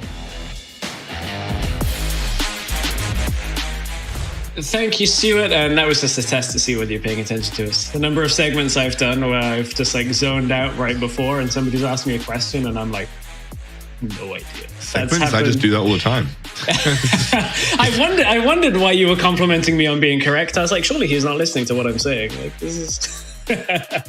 Nevertheless, I'm hoping that the Formulation have something that's at least different from what we've seen. I don't need it to be anything out of the box wild, but I feel like they've been reluctant to go towards the crit 80 carries we've seen from a few of the other teams, or something that can have a little difference. I feel like they played a lot of Ziggs recently, and those kind of mages that play for later in the game, and teams have started to figure that out. Yeah, I think also when you look at the Formulation gaming comp from last game, they were hoping that they would be able to engage and sequentially knock out people from Queso very quickly. You had a lot of bursts from AP Gragas. Leona's designed to be bursting on a single target champion. I think their game plan was everybody focus one target, Then we moved from target to target to target with the support of artillery Ziggs in the background, which just obviously in the end didn't work. They weren't quite able to get that burst rolling as quickly as they would have liked. And I think also the problem with Ziggs is that as a one-man army in the backline, I don't think strong enough, to do it all himself all the time. Like he's obviously going to output a lot of damage. Ziggs always does. It's just natural with Ziggs. But just as a one-man army, maybe not strong enough in the current meta to sort of be able to manage that. That's a fair point. Queso now on the blue side. We're going to run through the bans quickly, and I want to actually return to your point. So Aurelia, Corki banned away on the side of Team Queso. Olaf, Karma taken out. I wouldn't be surprised to see the Kha'Zix ban, because one thing I think Queso did really well last game, because of the composition where 4 go forward, Ziggs goes back, is that gives Kha'Zix immediate isolation onto your primary carry there. And we saw a few fights where Fekko was just like, nope, can't survive through that. It's Queso that actually banned out the Kha'Zix. That's not the ban direction I was expecting Kha'Zix to be taken out. I completely agree with you. I think it's very odd that that Queso would actually do that on blue side, unless they're expecting Kimao to potentially try and take a first rotation Kha'Zix when they were not going to first rotate the Kha'Zix. But nonetheless, that's the Jax that goes down here. Camille, the formulation, right? Which has left open a lot of strong picks like Camille, as you mentioned, also the Fiora, which is something that both Andre and Acolyte do like to play. But Camille, to me, strikes me as the more obvious choice in this scenario, especially because it is something that Acolyte is so proficient with, and I think it is the one that's going to come through. Now we get the answer of Gragas plus something else from formulation. I'm not expecting the Leona to be as high priority as she was in the last game. And I wouldn't want them to go Gragas Ziggs here. I would kind of maybe even prefer like a Gragas Varus if you want to go towards like the Varus Ziggs meta. But I think there are a lot of options that you can actually wait on your duo lane for your carry there if you wanted to. I like the Galio because it removes the Galio-Camille combination, which is very strong. As you mentioned, I do like Gragas into Camille. It's a good way of dealing with Camille's ultimate a lot of the time. It will already tip you a little AP heavy with the Galio and the Gragas in that rotation. So therefore, it would mean that you'd very likely need to have some kind of AD influence. But it's going to be the Fiora that gets locked in here. Now, that's something that Don has played more often than not in the mid lane, but it is something that can be flexed across those other two roles. It really just depends on the matchup. Vejos is going to get his hands on the Akali. This one is open for him, and we've seen the kind of impact that Vejos can have on Akali, and he's happy to lock that in, having seen the Fiora already. The only problem that you do have to worry about is that Galio is a relatively good answer into Akali, but Joey's going to go for a Varus. Yeah, Varus picked up for the bottom lane. I think here you got just a lot of skirmish potential in the early game between Akali, Varus, the Camille coming in as well. Both teams opting away from the Gragas to begin this draft out. Not too surprising with the priority of where they've gone. But now we see to formulation prioritize their bottom lane before they have a bunch banned out. I mean, if they want to play AP, then it's going to be the likes of Ziggs, Orianna. They're actually going to opt into a strong jungle matchup. And again, try and force Andre into a disadvantageous matchup. There are so many jungle picks he has pulled out, though, that I don't know how possible that is to do. I think, Leasing going down so very early on is, especially with the Fiora having been taken away, you are, I think, limiting. But Gragas is the ban that I would have gone for. I think Gragas is a good answer into Leasing. So I think, for this circumstance, I think that's fine. Trying to think what else would be good for Andre in this situation. Olaf is gone, Jax is gone, Gragas is now gone, Fiora's gone. He could go Camille, of course. Like Xin Zhao and Riven are picks that we've seen Andre pick at certain times when his primary carries are not available. Zin's off, so now we're like Riven, Jarvan if he wants it, but we've seen a lot of Jarvans fail the last couple of days. Yes, we have. I think Zin being banned is a good option. I think they are realizing that at this point they're trying to target the jungle out as much as physically possible. And this is where you just see, Andre say, "Well, give me Camille jungle and we'll let Acolyte run with Darius," which I think would work fine. By the way, if I were Team Queso, I'd even be tempted to say 3 melees. That sounds like Darius territory, and then just like locking a Darius for Team Queso, depending on what formulation pick at this point. I think I think people forget that Camille is still a very viable and relatively decent. And I think formulation probably read it. Yeah. I think formulation probably read it. They saw that the switcheroo was very possible from Team Queso's standpoint, and that the Darius would be the answer. So I commend them, but they are also now pretty like melee heavy on the formulation side. And so for Team Queso, it's about what we can do to kind of give something that can deal with heavy melee comps like this. At this point, you got a lot of AD, so do you still opt towards a mage in the bottom lane? There's not that many available. I mean, Orianna would be the one that I would be looking for now with the Ziggs ban, the Morgana ban. I mean, we have the likes of Brand and Vega that are on the fringe. Are you talking about formulation, right, for a final? For Fekko, yeah. Fekko's last pick. Honestly, I'd almost be tempted to say Seraphine. True. Personally, I would be tempted to say Seraphine if they could just given the comp that I'm seeing from formulation. With Team Queso, Rengar. We saw a Rengar yesterday. I wasn't sold on the Rengar yesterday. It kind of fell off really quickly. It got 2 kills to start, and then if I remember, just like kind of petered away and didn't do too much. So it's really on Queso to get this Rengar ahead and keep him ahead, because Rengar doesn't do anything once you're out of a pick phase of the game. He can't really contest objectives too well. He can't team fight. Right? Yeah. And there is the Seraphine. You saw it coming, and I'm sure so did Team Queso. Seraphine screws up Rengar pretty badly as well. Like, if Rengar doesn't immediately get the kill, the team fight's done. Like, I think Seraphine screws up a lot of this team. Honestly, it screws up the Rakan. It screws up the Camille in a sense. It makes Akali's life a little harder. I think it was a sensible pick. I think the formulation actually read the end of the draft really well. They read that the likely pick for Acolyte was going to be Darius. They'd switch through the Camille into the jungle, and then they read that and they forced into a Rakan, which we know Rakan's great, but then the Seraphine was just the perfect addition to this comp. And I think, you know, I promise you I don't have an earpiece into formulation. I'm not drafting their drafts on the fly. But I think like it just made sense. You've got a lot of melee. My thinking process was you've just got a lot of melee to bounce your ult off. It's the perfect protect the Seraphine style comp. It just made sense for formulation. And actually, I feel like on paper, Galio and Seraphine counter 4 of the champions that Team Queso have picked. Like, Camille jumps in, Akali jumps in, Rengar jumps in, Rakan jumps in. Immediately you get taunted. You can't have the impact on the team fight that you want. Seraphine follows it up with her charm on top of it, and suddenly Darius is just going to start ulting people and spinning through a fight. And theoretically, I think Formulation's team fight is so much stronger than Team Queso's. Now, what Team Queso can do is if they can get picks individually and avoid fights, that would be the way that they could end up utilizing this composition. But it's a Rengar again. We've started to see it filter into the meta when we have so many jungle bans and takeaways. We'll have to see whether Andre can do it, because this is a very linear champion that if you do not snowball, you will not have any impact on the game. Yeah, I think you've hit the nail on the head. Rengar is one of those champs that does not feel particularly strong when playing from behind. And especially into Lee Sin as well. Like, it's a tough matchup. You've got to be careful about the way that you play your early game. You can see that Don and Zawa are just looking to at least get eyes on Andre at this stage to make sure that they can keep abreast of where he's at.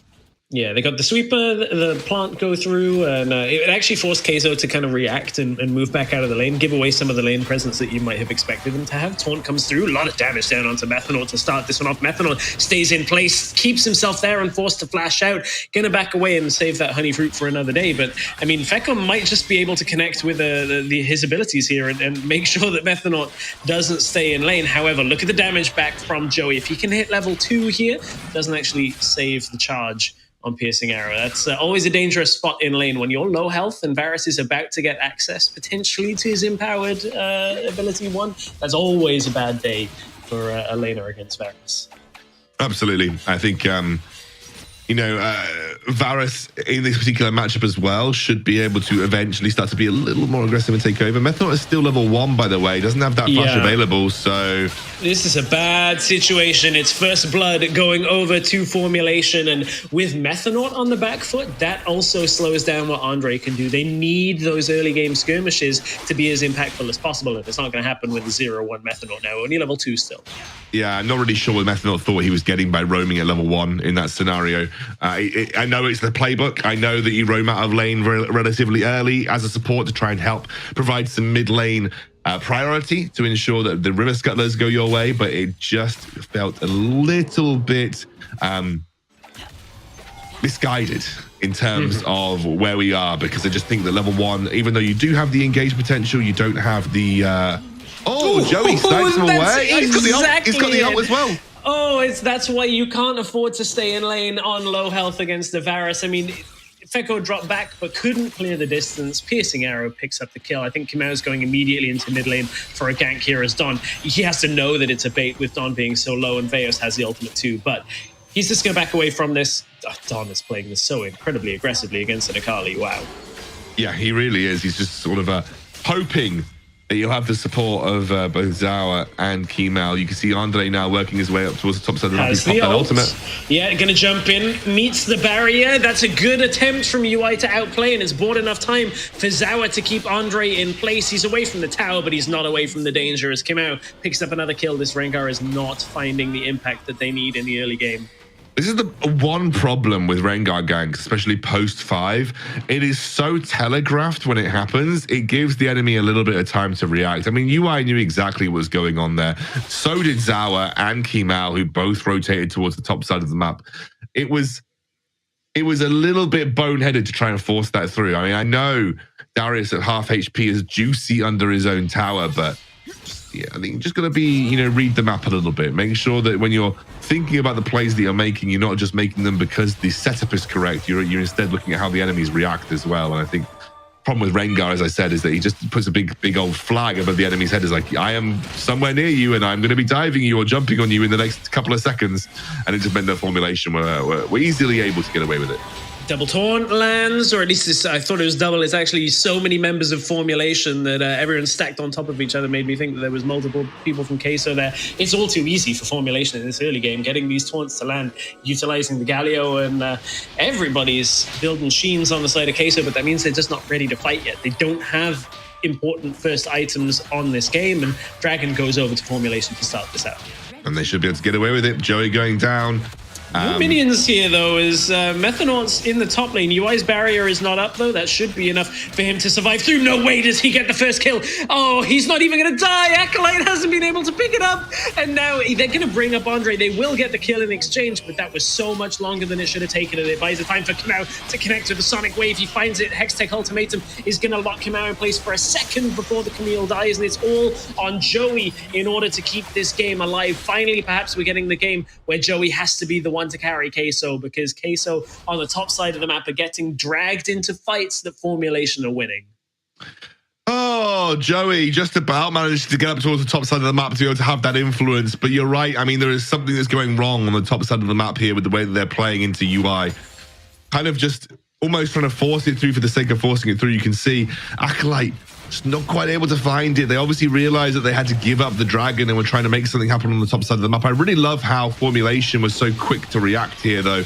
I think they've kind of had Queso's number in terms of where Queso want to be at any given time on the map. And I think that rotation up there, again, just stopped the initial attempt at trying to convert a dragon loss into a tower take. Zawa has to escape. So does Kemal here, but Rift Herald is definitely going to be something worth fighting over. If you can deny this from Team Queso, then you can essentially put them on the back foot in this early game. Mm-hmm. It's funny because I get actually the flipped version of game one, where like Queso were happy with Formulation needing to play into them and absorbing their engage. This feels exactly the same, but with the teams are swapped, right? Formulation are very happy with this comp to say, okay, engage on us with the Rengar that's behind already, and we'll get the taunt to land, we'll stay alive. And Formulation come out ahead when it's Team Queso that are forcing these players, as you put it. Like, there's overreaches, overextension, and you can see Veos may be in trouble, dodges out on the route and doesn't get locked down. Now, here comes the play attempt. We'll see whether Formulation can hold on, though, as that's already low health on Feko, not able to survive through with the Seraphine. Ultimate was available, but didn't get used. The Zao is going to drop low. This one, they haven't been able to turn back around, and with the Rift Herald dropped in the bottom lane, this should be an attempt on the first tower of the game. Yeah, and I think with the Rengar, it'll drop in seconds regardless. They don't need him. That'll be first tower of the game taken, and Queso finds something back here. A little bit of an overextension from Formulation. And again, when you're running with a Seraphine comp, especially into the assassination potential of a Camille, a Rengar, and an Akali, you just need to be so careful about where you choose to position. And I think that's something that maybe I neglected to talk about. I mean, look, let's talk about this first. Again, the positioning, it was just bad from Fico. He was a little too far up here. I don't think they fully knew where the rest of Team Queso were in this situation.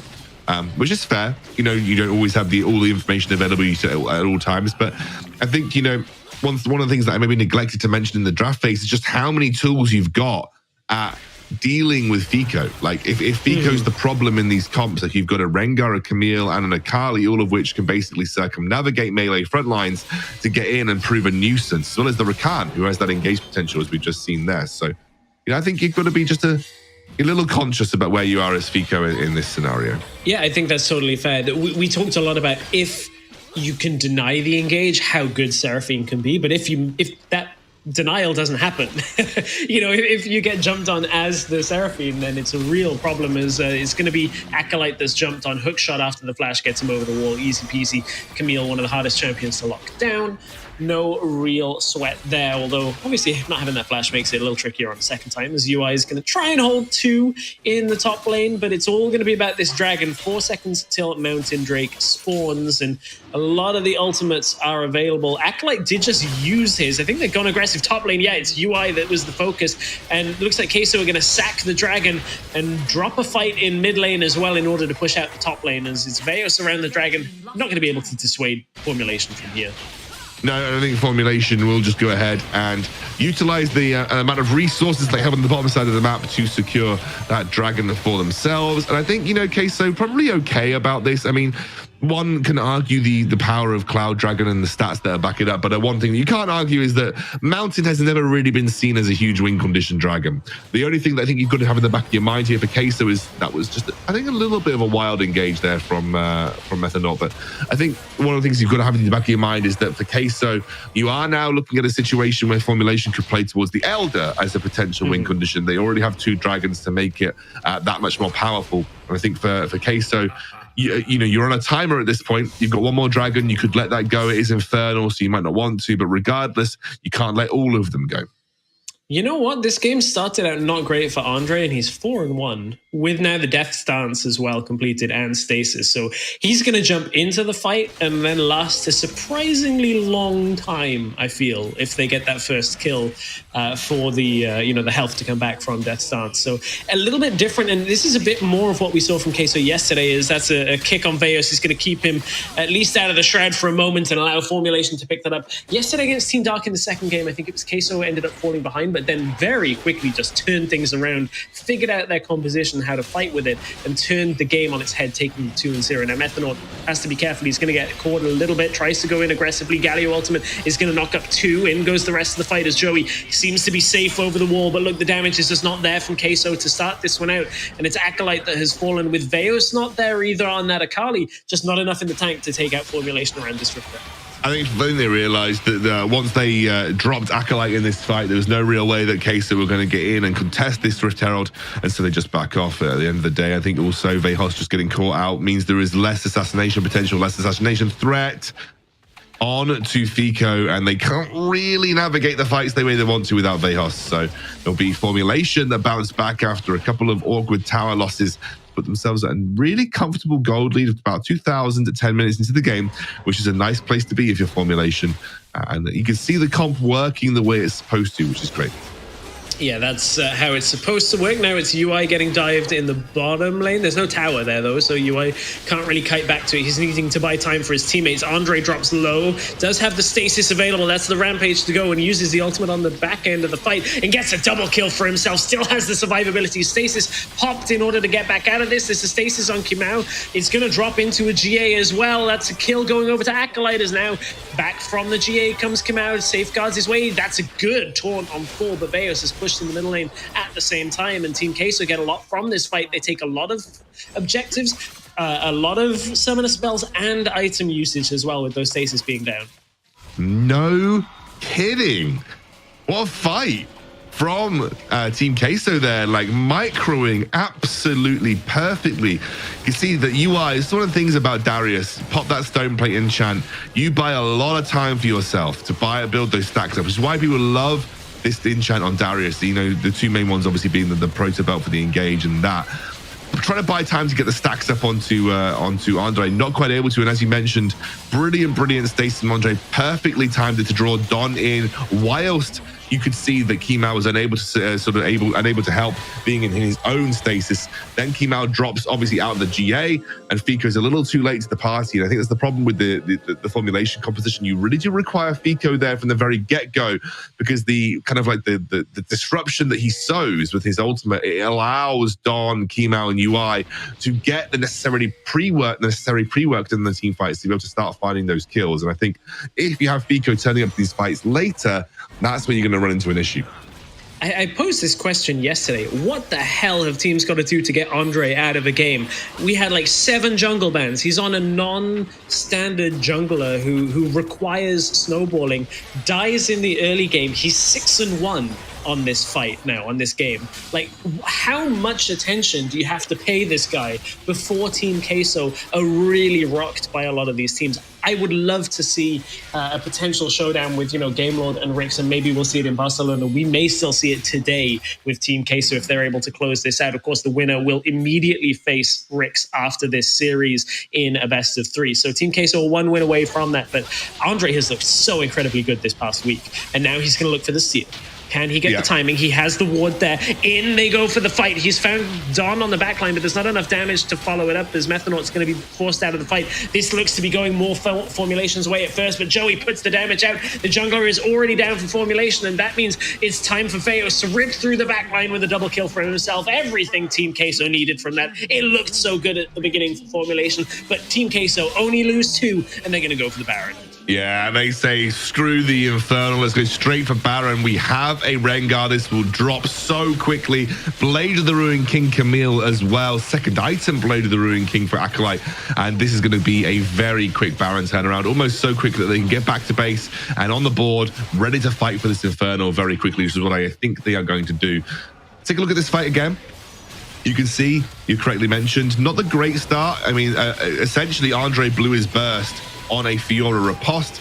Well-timed stasis to buy a bit of time whilst Fico was doing his best to sort of disrupt the team fight to allow his frontliners to get the work done. But I think one of the things that wasn't really caught on camera at the start of the fight was how Vejos kind of wriggled his way into the backline to threaten that Seraphine. And once Seraphine's down again, kind of ruins this Formulation Gaming comp. Acolyte's in. Yeah, back into the lineup. Oh, Fico drops immediately, and this is just all too easy for Team Queso. This has been a close game, but no longer. It's the second ace in a row, back-to-back. This time it's clean, and that's a legendary performance from Andre. He was forced out of the jungle to begin this one. Queso are about to 2-0 Formulation.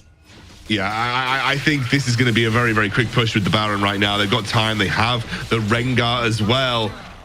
I think this is going to be 2-0. I think Team Queso have done it. Team Queso have indeed done it. Team Queso are going to 2-0 their way past Formulation. They're going for a showdown with REC. It is a rematch from Origin series of last year, looking for the group stage spot. Team Queso have advanced. They're going to face the finals against REC. I mean, that is a very enjoyable matchup that I'm looking forward to seeing. And Queso, they've been on the upswing as well. It's been a great performance from them the last couple of days. Yeah, and I think, I maybe underestimated how much Queso have been able to grow and adapt even over the course of this tournament. And I think that clearly shows that, even when you're trying to force Andre out of the fight, out of the game, he's still able to make himself felt in terms of presence. And I think as well, one of the things that proved so good in this game was how many tools they had at putting pressure on Fico. I think one of the things that has been able to happen for Formulation Gaming with these comps in the past is that no one really plays that many assassins. So Fico, which is very comfortably able to sort of play artillery Seraphine from the backline. Not the case versus Team Queso. Andre, a big big assassin player. He plays the Kha'Zixes. You can now obviously see playing the Rengar. You have Vejos, known for his Akali, and obviously Acolyte getting to play the Camille with that single target lockdown necessary to make those picks onto the Seraphine in the backline. And I think, in this particular circumstance, it was just Team Queso drafting both games in a way that dealt with the main threats from Formulation Gaming. And I think that's one thing that we should really sort of point back towards, is just how good these Queso drafts have been, despite the pressures that have been on them in draft. They've been able to create things that have very adequately dealt with the answers that the questions that Formulation Gaming have thrown out. Yeah, and I felt like coming out of the draft, it felt almost like it was Formulation that had like the draft that figured out the way Queso were trying to play. But I think, as you brought up in the middle of the game, like there are too many threats on that Seraphine that, yes, okay, there's the big taunt, there's like a bunch of crowd control that Formulation can use, but it just is hard to layer. It's not these perfect team fights where everything happens in a sequential order. So Formulation just kind of gets split apart. Queso come in, take him down, and for a game that started 0-1 for Andre, 9-1 to end the game is exactly what we've come to expect. That Team Queso, even when challenged right now against a lot of the teams in the last chance qualifier, they've been able to bounce back, steady themselves really well in the middle of a game, which is difficult. We see teams fall apart all the time from a bad beginning, to be able to put out a performance like this. And it's really a good mark of the fact that Queso have been putting in the practice as well. And we can definitely see it starting to pay off. We've heard from Elke a couple of times that they really they're not at a perfect spot yet, but they're starting to get themselves on that upswing and starting to peak at the right time. Yeah, and I think you're going to need to. Like, you need to bring peak game versus WREC at the end of the day. Like, this is a team that has clearly flourished on the 3.1 meta. They're in a situation where they are playing exactly the type of Wild Rift that they want to. This is the point where you do need to kind of peak to bring your best, to bring your A game. They did that in the Origin series last year. They need to do that again now. They will be able to re-meet, obviously, at the live finals in Barcelona, but they will need to. They really need to do it again now to ensure that they are setting the right message heading into those finals next month.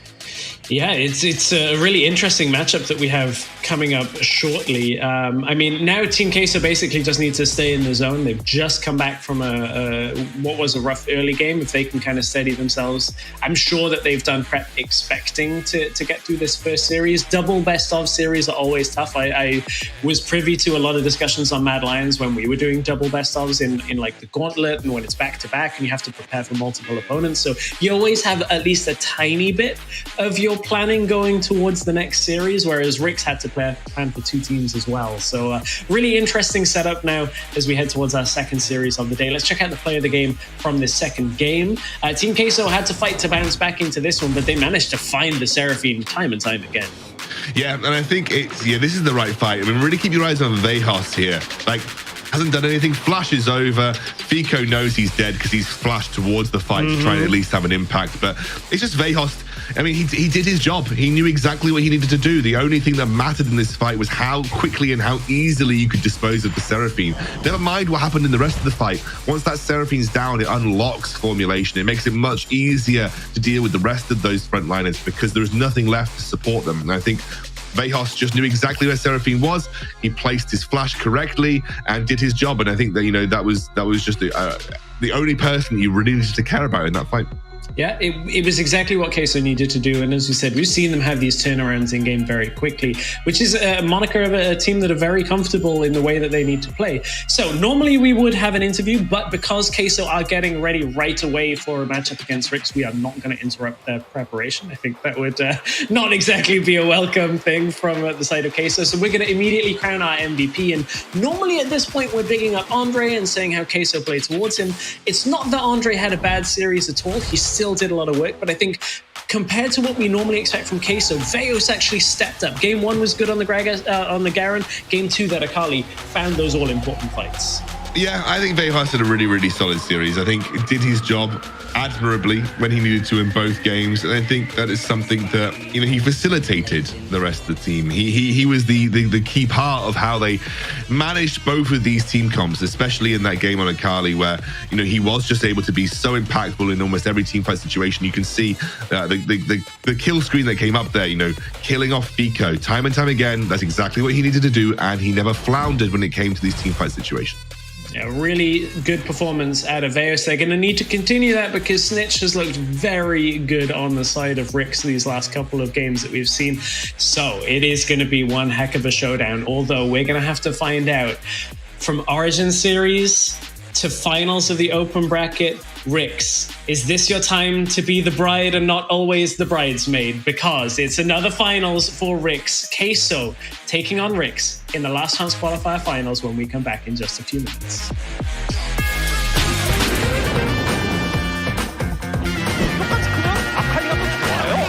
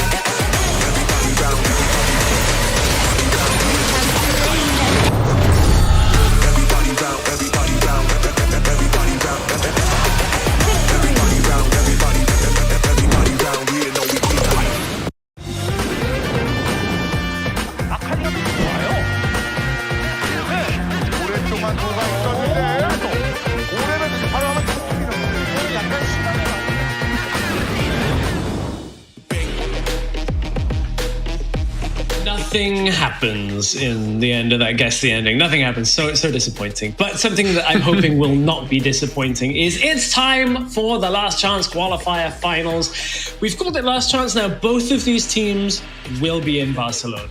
Both of these teams will be in the group stage of Barcelona. This is for seeding, all important seeding going into the finals event. I'm Stress, joined by Stuart. Team Queso are going to be tested now by WREC because WREC are undefeated and they've already 2-0 Team Queso once in this bracket.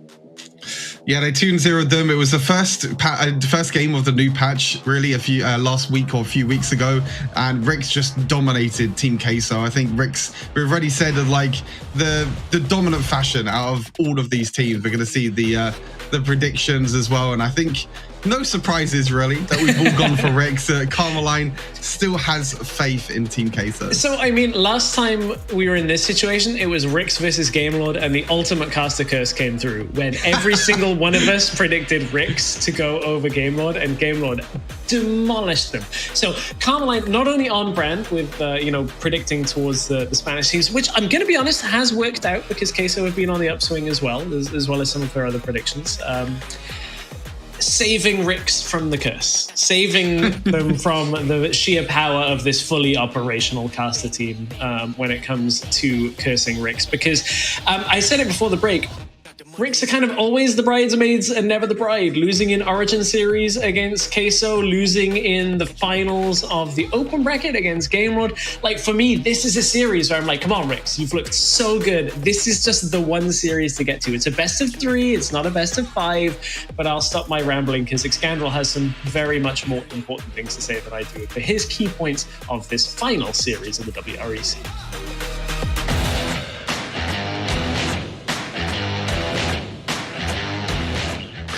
Thank you very much, guys. And I think the first thing that I want to touch on is the way that Andre gets a lead.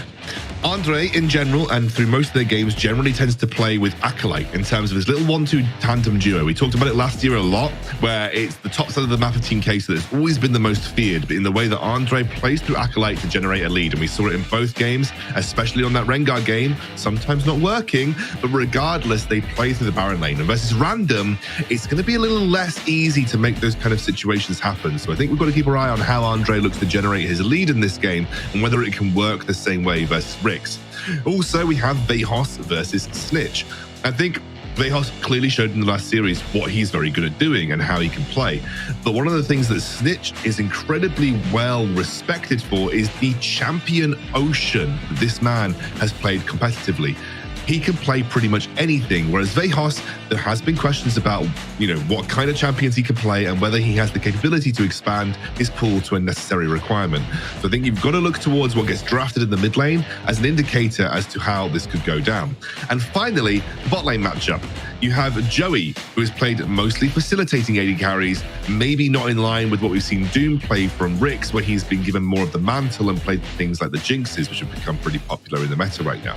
How is the bot lane going to match up, and what roles are both Doom and Joey going to be playing to the success of their team? This is something else that we need to keep our eyes on heading into this game. That's all my key points for the WREC versus Team Queso Game 1. Handing it back to Stress and Stuart to get us into draft.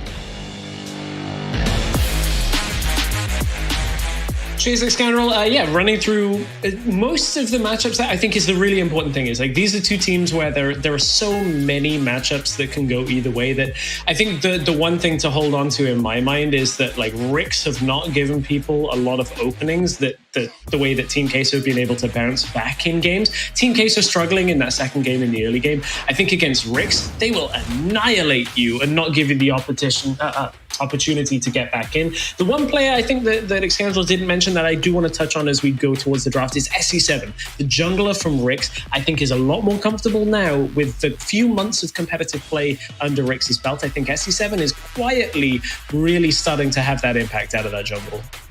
Yeah, like I said, feeling a lot more comfortable than what he did at the start of the year. Random as well, you're starting to feel that he's starting to feel a little bit more comfortable as well. I felt like the meta before didn't really suit Random because he was playing a lot of these tanky champions up in the Baron lane. But now with the likes of Camille coming back in, Fiora's a lot more comfortable. Graves as well, we've seen him play in the Baron lane. We spoke about it before, but this is kind of Rix's meta. But will third time be the charm for them? Will they finally win a grand final? My favorite thing about that is, and for the record, before I go down this road, I think you're right that Random, like, he now has even more opportunity than he did before. But we're like, it doesn't really suit Random, and then he's getting like quadra kills on Darius in the first week of competition. Like, he's just crushing people. The only person that gave Random much trouble was Lonely Kid in that finals. Lonely Kid, of course, being from the Game Lord, who are already in Barcelona, already have had their spots they've been watching on the sidelines.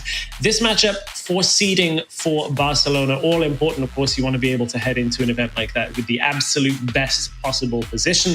Make sure you get your votes in chat. I think this one might be heavily contested when it comes to fan favorites. Ricks have a lot of fans, especially when it comes to, like, I know basically all of Snitch's chat are in chat right now. The same with like Queso, a lot of fans behind them. And even though I think that there perhaps isn't as much as, for instance, the open bracket finals on the line, this is going to be one of my favorite series, I hope, of the entire tournament, because Queso are peaking, Ricks are peaking as well. Both teams at the top of what we've seen from them should be a good best of three.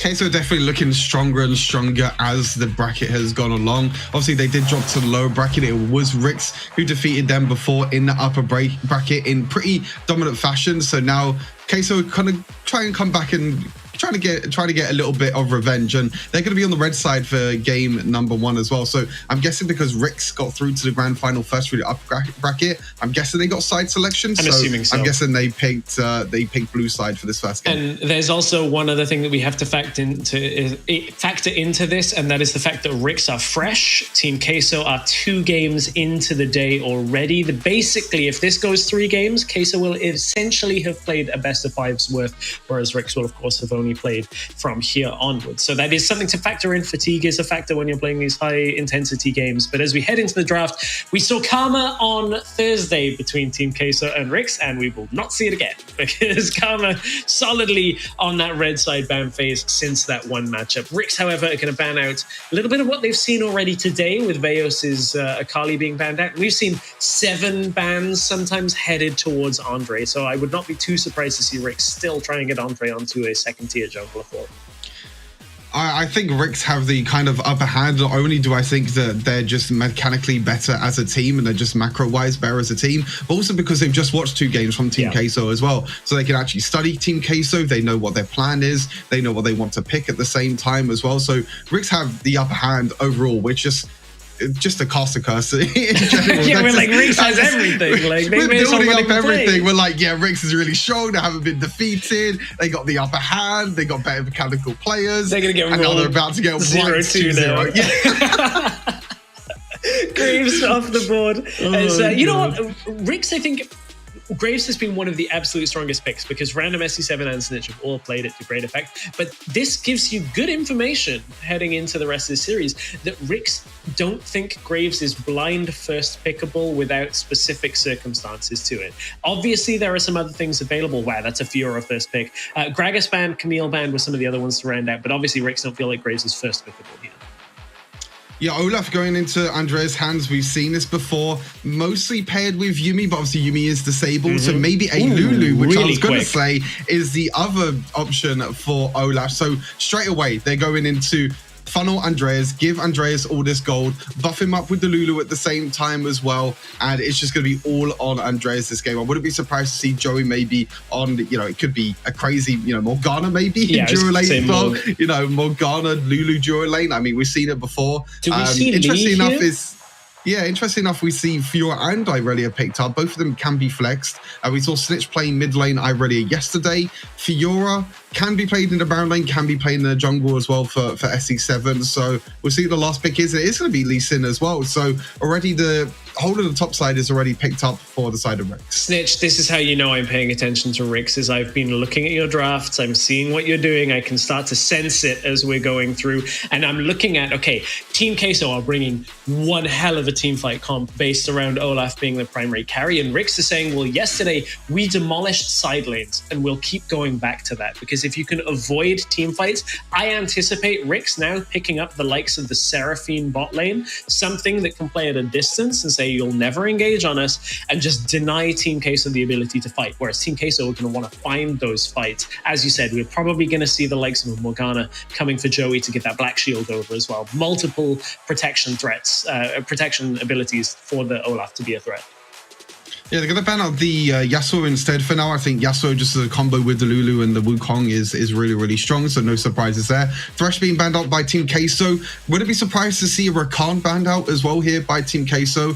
Just to deny, like you said, the roams in the early game, which I think is going to be really, really important. Galio as well is also still open, so that is going to be the other ban. Maybe Team Queso might try and they probably won't pick away. I mean, it could be absolutely crazy. They could just pick away Rakan themselves and put Veos in the mid lane on Lulu. We did actually see this once before. I think did we? It was Ruiz. It was the Game Mode series. Oh, yeah, Ruiz. I actually think I wouldn't be surprised to see Rix go Nami instead, or the Sona. I actually think Rakan should probably drop priority here, because if you take Rakan for Rix, what you're doing is you're all-inning on the side lane, which turns it into a team fight.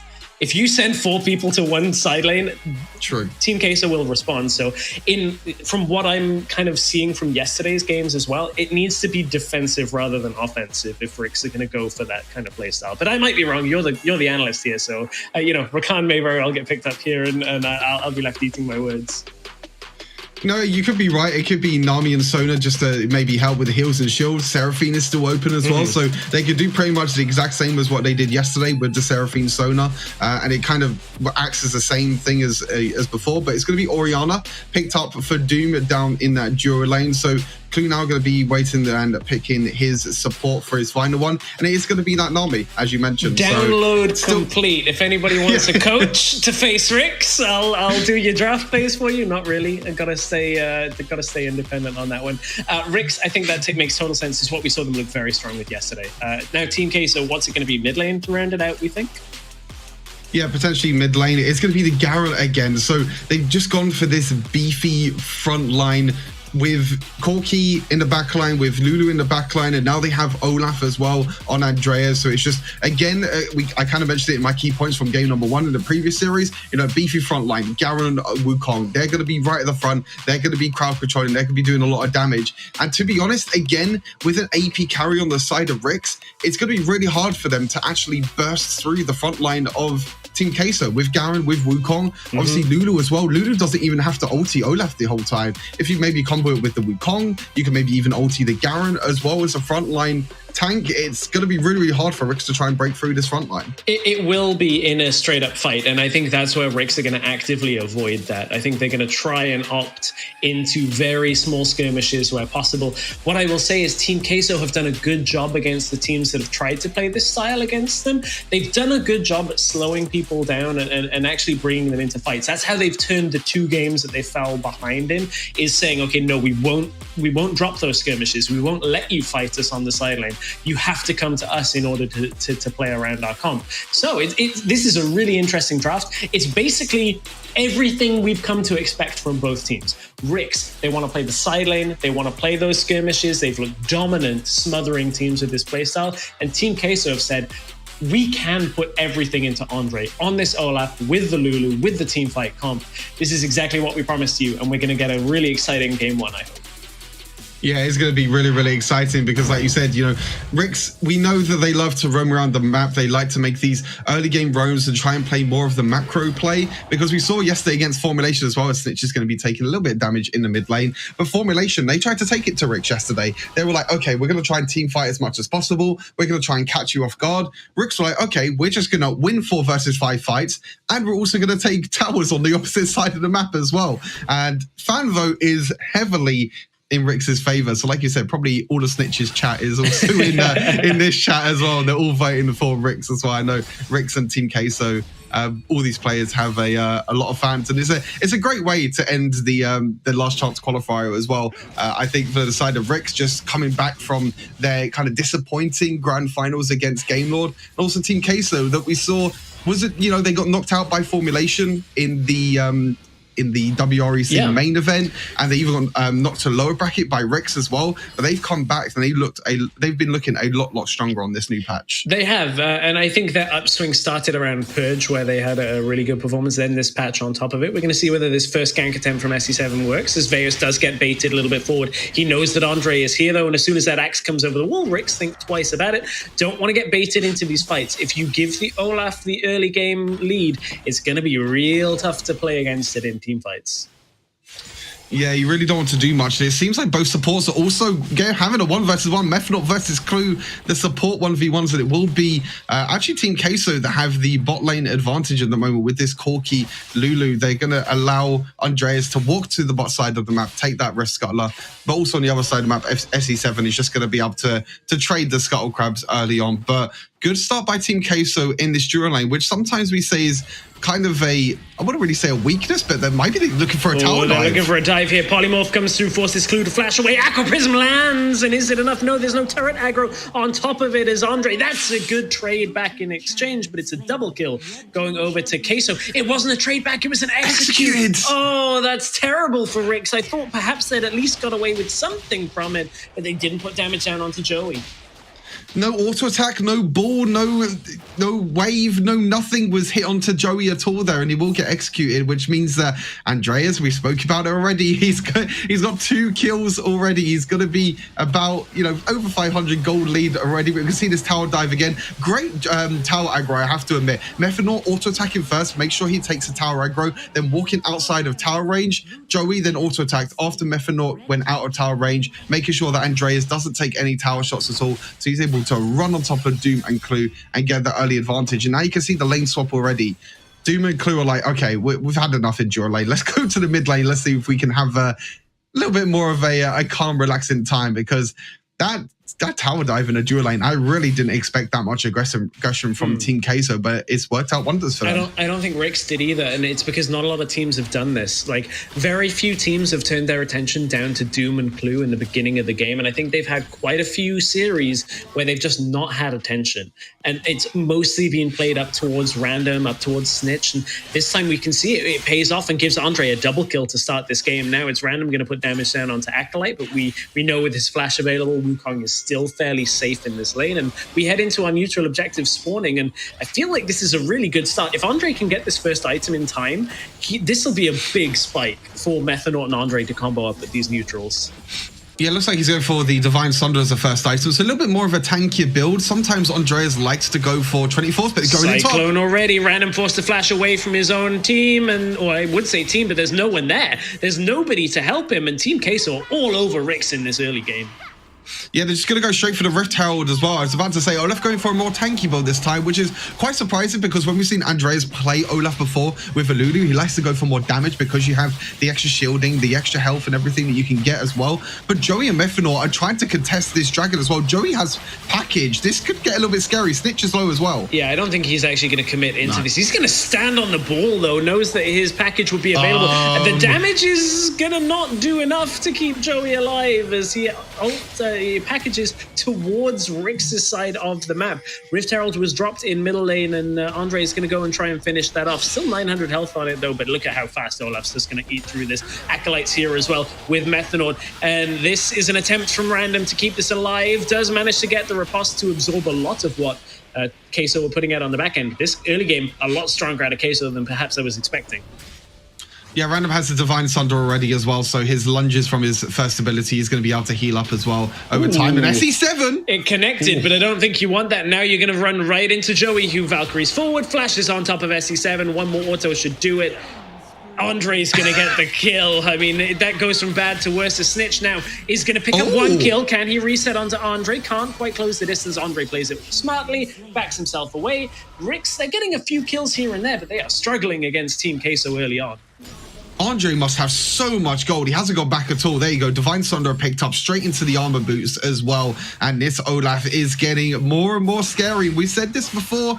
Andre, once he gets an early game lead, especially on this Olaf as well, he can 1v9 and he can run away with these games. We've seen it against Formulation in the last game as well. Even on the likes of Rengar, Kha'Zix as well, he also performed really, really well. We're going to see this replay again. I think Joey could have just packaged away here. It was a very aggressive package. I think it was just to bait Rix in the end, because you can see that on the minimap, the rest of Team Queso are roaming down and actually baits Rix to kind of stay in the team fight, which allows Andreas to use that Rift Herald mid lane so he can get that mid lane tower early on. So even though it might have been a little bit of an int play potentially by Joey, I think it was more of a bait just to keep Rix in the team fight so they can get that mid lane priority. Just a little int, tactical int is what I think people end up referring to it as. I mean, we haven't seen Rix pushed like this too often in this last chance qualifier. I didn't have the pleasure of casting their first two series, so I think some of the minutiae there might be lost. But I mean, we were watching Rix get pentakills. They were playing the crit AD carries with the Jinx. Yesterday, they looked insanely dominant. And I mean, this is Team Queso really pushing the limits early on. Like, this Olaf is going to be really difficult to stop. With the Lulu beside him, he has the rest of the team to put damage out, and now it's into the top lane they go as the Cyclone does connect. It's random dropping low. He's already below half health, already out of health, and it's another kill going. I think this is going to wrap up quite quickly unless Rix can make this work. Snitch is going to go in and try and save the game. Flashes in with the ultimate. It's a double kill coming from Doom, and just as soon as we count them out, Rix have picked up 3 and turned the game potentially back around. Little bit of an overstep there by Team Queso. They did pick up a few kills, but Doom, the shockwave, and then Snitch coming in as well with the flash ultimate. Huge combo by Rix, and they really needed that, because I feel like if they didn't get a few kills there in Team Queso, they could have just run away with this game. We've got to look back at the replay. Random tried so hard to escape. When you have Andreas with the speed buff from Lulu and also the Ghost at the same time, it's going to be really hard. But look at this combo afterwards. Snitch, flash ulti into the shockwave, and then Snitch is just able to dash around, get so many resets on that first ability. Triple kill for Doom as well. Just shows that, hey, he doesn't need AD carries. He can still get triple kills. Maybe potentially could get a pentakill as well as Andreas again. He's just running all over the place. Yeah, he's managed to chunk through SE7. Did utilize quite a lot of his utility there. Now Grand Challenge pops Andre a little bit forward. Methanaut's ultimate is not available yet. Another few seconds on that before Lulu can really have that big impact in the team fight, and it's going to force Andre to back himself away. I want to see what items Andre has, because I think he has Hysterics, and I think it just got popped as Andre is now going to get the Lulu ultimate. Now Snitch is going to be able to stick some damage. Double bubble is all too much trouble for Rix, as it's going to be Garen into the backline. Queso managing to find at least something from this, but Rix have somehow steadied themselves. They have somehow done it up as SE7 stasises in response to Joey, and Joey nearly gets a double kill on the back end. Dragon is up, but look at the low health bars, and Veos is still very healthy, as is Acolyte. They can't keep Random alive from here. No. Random's going to die, and this is back and forth for Rix. They seem to have arrested control of the game, and then once again, Queso have enough threat to turn it back again in their favor. I think Random was caught shopping there. I think he was in the shop. He was ready to buy his next item, go to recall, and then suddenly, Veos and Acolyte is just on my face, and they can't really do too much. But yeah, it was a little bit of a scrappy fight. Again, it worked out quite well for Rix at the start of it. The double bubble by Clue was absolutely huge. We're going to see this again. Snitch doesn't get the reset, and you know, Methanaut tries so hard with all the shields and heals and everything, but the bubble was absolutely huge. SE7 on top of that as well, with the Dragon's Rage. And Joey with some very sleek footwork here, you know, with the stasis. Flashes away as well from Doom's combo, then actually dodges the leasing Q as well. Really well played, and Andreas is here again. Yeah, down into bottom lane. Andreas is going to run through. Grand Challenge has been thrown, and I want to clarify something. I thought Andre had Hysterics. He does not have Hysterics. I was confused by a little animation there as the tidal wave is going to come through. Andre still sat on that Divine Sunder, has himself a Righteous Glory on top of his boots, and now Snitch is maybe going for Veos as he's got SE7 coming up the river in response. Doesn't find the stun, won't find the engage, and this game's going to slow for a moment as we have no neutrals up. I would have thought. Yeah, they're gonna. Veos Rex are trying to get this top lane tower, but I think Veos is just way too tanky. Yeah, Veos is just way too tanky. He has 2 items already: the Black Cleaver and Steric's Gauge. And as I said in Champion Select, and I think it was the same before as well, Ricks are going to find it really, really hard to try and break through the tanks, really, of Team Queso. But this was a fight maybe in a replay that we didn't see. Oh, it was just a really, really nice shockwave by Doomy, and that must have been whilst we were in a replay. We completely missed that kill. But a good catch by SE7 overall, and Veos and Random in the Baron lane. But look, this Veos could just tank everything. Is getting run down. It's a good attempt. Oh my god, no way is Random going to outplay me. Finds the Michael Grand Challenge completes, and Random is going to pick it up from what looked disastrous. The outplay. This is everything Random needs. This proving what we needed to see from Random. We've seen it so many times, and Veos runs afoul. Divine Sunderer on top of the healing as well from the Grand Challenge. Random was able to 1 versus 1 Veos, and I did say that Veos was kind of unkillable, but I guess maybe when you have a Fiora on the other side that's able to do quite a lot of true damage from all of her abilities, and now they're going to look to try and push the mid lane. Big tidal wave is going to at least force out 2 stasis. On top of that, Aqua Prism is going to seal the fate as Lee Sin actually picks the kill up right at the same time, and Ricks have turned this game back around. They have forced skirmishes, they have forced Team Queso to be broken in their ranks, and now they're going to look to set up for the next play. Maybe top tower is one of the only objectives for them that's available. Rex are starting to slowly come back into this game. They had about a 2,000, 3,000 gold deficit, but now they're starting to slowly come back. Few oversteps by Team Queso. They tried to defend the mid lane tower there. Acolyte trying to jump in, but unfortunately, they weren't able to defend it, and they also died for it as well. Now they're going to try and take down this Baron lane tower, but Andrea's going in. He's running at Doom. Doom can't do enough. Actually, Andre's going to get deterred from this by Random. Random's just going to absorb 3 people on the back line. Hasn't quite fallen yet. Now he'll fall, and it's back and forth. It feels like a little bit of a throw each side now. The timing on that snitch just gets out with his life. It's fortunate for Ricks that this is so much ahead of the Baron spawn and isn't 10 to 15 seconds later, because I think that would have been Baron for Queso in a couple of seconds' time.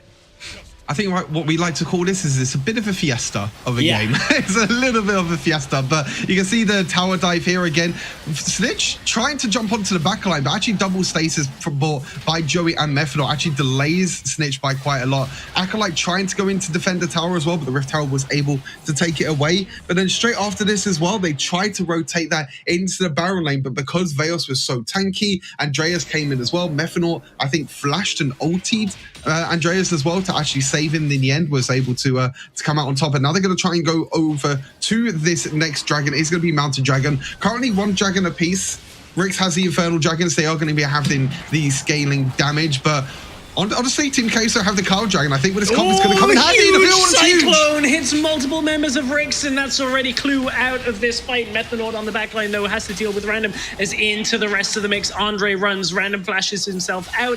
SE7 still alive, available for the steal, as Snitch is the one that has been trying to tear through Andre in the back of this fight. SE7 connects the Sonic Wave in, they go for it, and that picks off the jungler from Team Queso. Veos tries to pick up a kill, doesn't quite get it, and SE7 survives for a moment longer perhaps than he should have as Acolyte backs away. Snitch dashes on to Joey to find the kill, and Acolyte is healthy, but is he healthy enough to take on all 3? It doesn't look like it. No ult, no flash, no ignite, no chance, and Ricks, they should be able to take themselves the dragon. Yeah, that is a ace for Ricks, and again, it's a very, very scrappy fight. Andrea's jumping in. Also, Joey tried to jump in as well with Acolyte, but I think the main part about the whole of that fight was Snitch in the backline. Snitch was just 1v1 in Lulu the whole time, and that's a great thing to do if you're on the side of Ricks. You have to try and shut down this Lulu. Even though Olaf's doing so much damage, it's important to shut down the Lulu and kind of zone them from the rest of the team. You see Acolyte jumping in, Joey jumping in as well, but look at Snitch on the backline. He's able to isolate Methanol. He has the stasis, which means he can't use any more shield. He can't use any more of his whimsies or any more of his movement speed as well. And he's able to survive for so much longer as well, which allows the rest of Rex to be able to capitalize on the low health targets of Team Queso. Andrea is a little bit vulnerable now without the Lulu because Snitch was able to pick him off. Veos surviving nearly on 1 health, and Acolyte in the end, you'll see that Joey and Acolyte both do fall, and It's the bruisers from WREC. It's Random and Snitch again with the Doom in the backline as well on this AP carry that survived in the end. And now we're getting another fight. Snitch caught out at least for some of his health for now. Shockwave is going to slow Queso into this fight as SC7 is trying to flee from it. As WREC, they've got Random on the side lane pushing down, and they already have health bars dropping low from Queso. If they can just kind of walk this back, buy Random enough time to get this tower, He's Random got can then Hullbreaker. cut through. Hullbreaker is active as mentioned, and there's multiple cannons here to be able to push through. They will get Acolyte back into the bottom lane here, but look at how fast this tower is going to die to a Fiora. Random knows all he's got to do is play his timing at least a little carefully. Acolyte tries to hide the Vital for a moment, denies some of that extra damage, and here comes Andre into the fight. Random is going to have to outplay another situation if he wants to get out. Throws out the Grand Challenge just to make sure he can survive. As the rest of the team, they've been baited in the middle lane as WREC. Ooh, Snitch forced to stasis himself. He's going to drop coming out of that as Random. Will he just drop back into the bottom lane? That inhibitor is already at half health, and he would be able to take that very quickly were Team Queso to just opt into the Baron.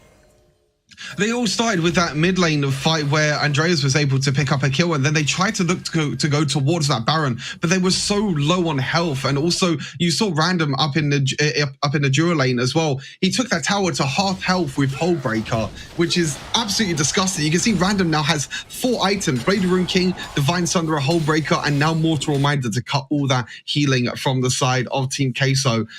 Team Queso, they're trying to force this Baron in a way and trying to make plays around this Baron. But when you have someone like Fiora and Random on the side lane as well, especially now with that tower on half health, you can see Acolyte, he has to kind of stay in base and he has to just basically stay alive. Snitch caught a little far up on the side lane, not able to survive, does not have the itemization to do it yet. Random's going to have to earn this on the side lane if they can contest this Baron. Doom is very strong right now, has himself 3.5, nearly 4 items and heading through with the shockwave. You can see it earn the fight as SC7, big kick, lands onto the back line. The turret has gone down, and this was the problem that Team Queso had to deal with, is the fact that Random has been able to push through so many cannon minions, pushing through with that Hullbreaker buff on it. Baron is alive, no dragon to take yet, but WREC, they're not going to opt into this. They're not going to coin flip. They just want to settle themselves.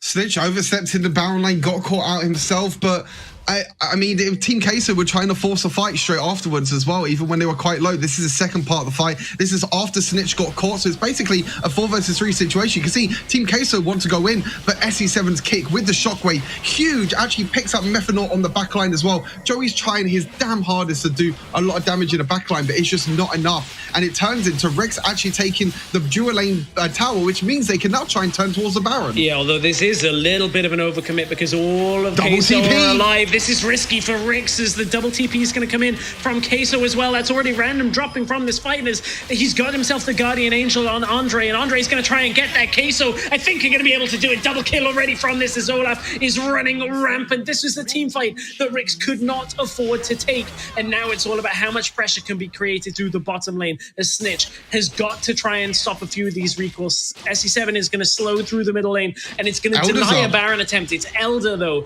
that is available. Rightly put, as Team Queso, they want to pick up that permanent buff and put themselves back in the driver's seat for this game. Again, Team Queso, they just want to fight. They just want to keep on fighting, and that's exactly what we expected from this team comp. Garen, super tanky in the front line. Joey with an absolutely insane package. He went all the way into the back line, uses his stasis as a bait as well, which just allowed the rest of Team Queso to kind of capitalize on WREC grouping up together. And you can see now, with the Elder Ocean Dragon, with an Olaf as well. Yeah. That's going to be a lot of disgusting healing. Really difficult to stop. This is the fight WREC couldn't afford to take. Yeah, they couldn't afford it at all. And you can see, like, as I mentioned, Joey in the backline. Acolyte, I have to give huge props to him as well. He was in this backline, knocking up so many members on the side of WREC. It just shows how powerful this Wukong can actually be during team fights. With the Divine Sunderer, with this tanky build, with the Black Cleaver and the Sterix Gauge, he's just completely unkillable. You have to deal so much damage to this Wukong, especially because he's healing up all the time from his first ability, from the Divine Sunderer as well. And now Olaf has a full build. You can see it.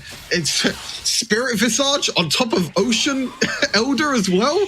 Yeah, how much healing does this guy want? Pretty disgusting, and REC are going to have to play the side lanes as well as they can. Doom might be caught here, but the double shockwave on top of it. They can't get the stun because of the stasis, and this time they're turning the fight back around. Have they been able to deny it? Another bubble is going to hit the clone, but it's Acolyte that gets caught with it as well. If this Olaf stays alive, Andre can still maybe do enough, but look, he's got to take on all challenges. He's already beaten 2, but down into the GA, Snitch and Doom, they've been here from the beginning, and they're going to try and end this one as Andre can't quite get it. Snitch is going to bait him in.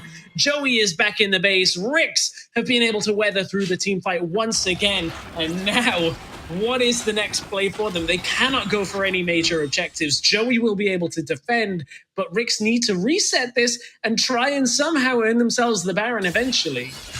That was a really, really scary situation for Team Kaiser, because I really felt like REC were trying to turn it around, and they did turn it around in the end, but I don't think they can finish it. It's 25 seconds left for Andres to come back alive. They do have a minion wave as well. This could be, oh my god, this shockwave is huge. Oh, but here comes Veos. This might have been an overstay from REC. They're going to split the pack and try and rush back out of it. Snitch landed a stun to stop Veos from getting out of this one, but look at how difficult this is going to be, Snitch. One more stun keeps him alive. That looked a whole lot more treacherous for REC in those moments. Veos had ultimate up there as well, and now they're going to turn towards the Baron. This is non-stop stress. Yeah, REC are going to have to commit some teleports if they want to stop this, but at the same time, they can't really afford to take Joey's 5 in the versus base. 5. Yeah, Joey is having to defend, and I think the teleports actually will pay dividends right now because Joey is in the base. I hadn't noticed that at first, because look, the super has pushed up to the Nexus. It does get dropped immediately, but the next one's going to push through too. Wow, REC have at least created enough space to deny Queso an opportunity at the Baron for now. This is really, really tense now, because you feel like one last team fight will end it on either side. The Elder Ocean is still on, like you said, that permanent buff is still there for Team Queso, but there's a lot of anti-heal on the side of Rec.GG. You can see every single member, bar Snitch in the mid lane, has the anti-heal. So even though the Ocean Elder does help a lot with all the healing that can come through for Team Queso, the anti-heal is there as well. And you can see Random now is going to be playing that side lane again. They know that they don't really need to take this Baron. They can just bait Team Queso to try and take the Baron and end the game, because they got double super minions pushing in mid lane and in that duo lane. Yeah, they're going to need some really heavy resource allocation to stop Random. Hullbreaker plus the super minions pushing through. You can see Random doesn't have vision on exactly where Queso are, so he doesn't go up to the base. He's now going to see Veos, which allows REC's freedom to move through the top side of the map, and Random is just going to try and chunk through Veos' health bar and try and take as much as he can. They've already found, I was going to say a kill, but it's the clone that Random's drops trying to end from Acolyte. Random is trying to end. He can't, can he do this? Can he do it? On his own? Random is going to try and rush this down. He doesn't have enough in the tank to take it, as it's 800 health left, and I think REC may have pushed a little too far. I think that may have been the overreach. As Andre, he doesn't have his Ragnarok available, but Team Queso have 5 members strong. Somebody has to still react to the bottom lane, because with 800 health on the Nexus from here, it still will drop to the supers. In goes Acolyte. He drops low, SE7, denies the engage with the kick. This is so tense. Another shockwave comes down. Joey down to pretty much under 100 health. You can see Snitch is on the sideline as well. Snitch is trying to find a pick where he can. And there goes Acolyte. Goes Acolyte. Cyclone hits Doom. It hits Clue. The teleport has been committed from Veos into this fight. Queso have to commit everything and have to wipe REC and pick up the Baron in order to turn this around. But REC are delaying this fight. They're splitting it as much as possible. There have been no kills on the side. It's actually Doom that picks up the first kill, and somehow REC are managing to play this team fight out so well to begin. Random's but in up. comes to the second half of the fight as Random has respawned. There we go. There's the teleport onto SE7. SE7 stasis to keep himself alive for just a moment longer, and Random is doing enough to chase Team Queso out of the jungle. And with the super minions pushing in, REC I think have opened up enough. I think they have enough to close this out. It's a half health Nexus, but SE7 and the rest of REC are desperately trying to at least close out another couple of kills, and this should be it. Tidal Wave should open at least enough room. REC should be able to close this game from here. It's 3 versus 3, but the minions are SE7 pushing in. drops low. It's 500 health. No way. Queso going to hold on. Can Random do it? He hasn't put the damage out. And REC, they've been aced. They couldn't get it. A second attempt. The minions are going to do it. 35 health. One through mid lane is enough. And REC, by the slimmest of margins, by the tiniest amounts, have squeaked a win in game 1 past Team Queso. They forced it through to the end, and Rick's 1-0 up in this finals. What did we just watch, Stress? What was that? What an absolutely crazy first game in this series. We came into it knowing that Ricks are probably the favorites and they're going to come in really, really strong and a lot of confidence into this series. But Team Queso, they came in just full running. They were like, okay, we're just going to fight Ricks. We're going to see how it goes. And they got Andreas ahead in the early game. Then I feel like it was just mistake after mistake for each team, really. It was a bit of a scrappy game, to be honest. It was like, okay, Team Queso going in for a fight, but they kind of overstepped. Ricks went in and kind of overstepped, but I feel like the split pushing from Random was so huge in the end, with that whole breaker, being able to take that dual lane tower, take that mid lane tower as well afterwards when Ricks won another team fight. But my God, you're going to be seen on the replays. This was an absolute bloodbath of a game, and if we ever expected something from a grand final of a tournament, this is way beyond what I was expecting. Yeah, this really was like, to be fair, if Random didn't split push that bot inhib down and then Ricks get the mid inhib, I think this is a really tough game for Ricks to actually end up. But this is the thing about Ricks is whenever the game starts turning against them, they always have options available. Like even when they're pushed, it feels like in most series they have options there, and it's Random going off to the side lane, dragging Queso's composition apart, because this Queso composition is way stronger at that point in the game. We're all focused together as 5, and we saw Ricks run into that at that Baron before. So it required Ricks coming with a different way of playing. And if that hadn't have happened, if Random hadn't tried to end the game once and put the Nexus at half health, no way do Ricks come back in that game and squeak through with just one cannon minion alive to deal the last 30 health of that Nexus. Just shows how flexible Ricks are in the end. You know, they don't need to play the team fights. They can play the split push in the end as well. Look at Random. This was so close. 800 health for Random. But it kind of, I mean, even after they killed Random, Team Queso couldn't really do too much because how much damage Ricks were able to do. And this was it right at the end. SE7 tried so hard, but look at that. It's like 5. It's this one, the hero cannon minion in mid lane. And like Method was like, I'm trying. I'm trying.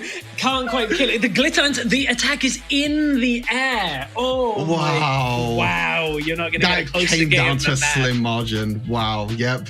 I mean, Team Queso, Veos and Andreas and Acolyte tried to clear the bot wave, whilst Methanaut was having a 1v1 against the cannon.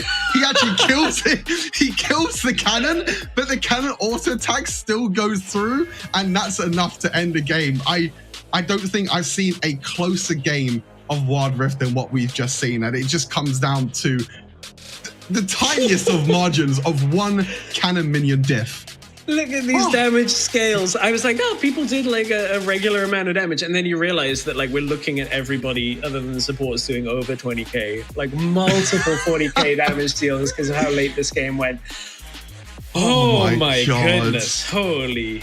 That was one hell of an end to a game. This tells you everything that you need to know about this. Wow.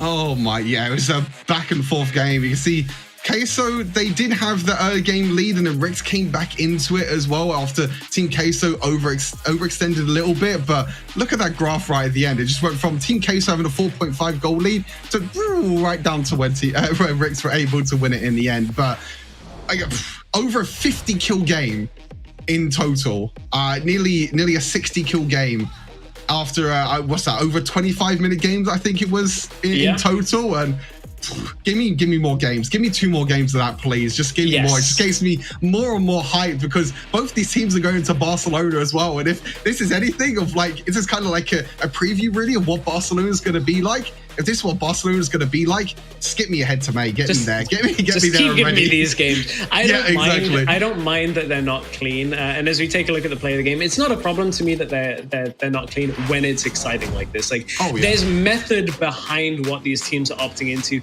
Is this I don't even know which of the multiple fights. This must be the last fight with the game-ending play.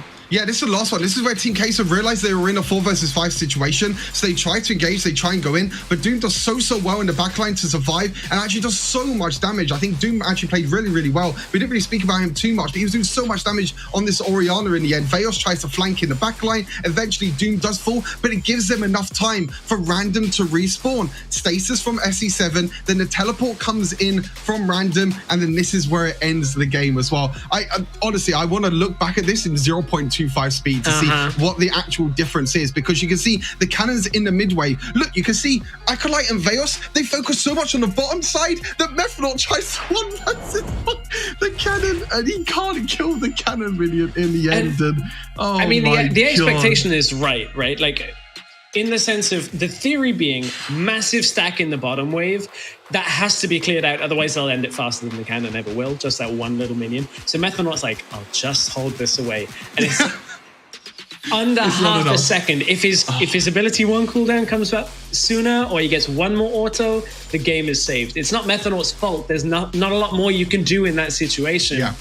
But damn, is that the closest of margin of errors? What might make the difference there? If Methanaut used a W on himself to give him more attack speed, then that might have actually been the difference to kill that cannon minion. But like I said, I want to watch that again at 0.25 speed to see the little things, because that's what I love to break down. It's like the little things between these team fights and between each auto attack and each cannon minion. Well, I don't know about you, but after that ending, I need at least 3.5 minutes to cool down and calm down. We need a break in between games 1 and 2. When we come back, we'll see whether Team Queso can bounce back in this series and go 1-1, or whether WREC will close this out 2-0. Stay with us.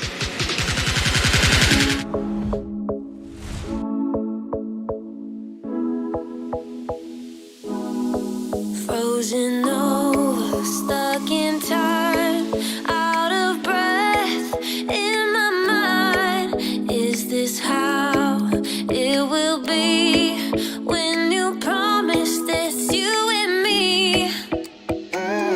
Could it be us? Could it be us till forever?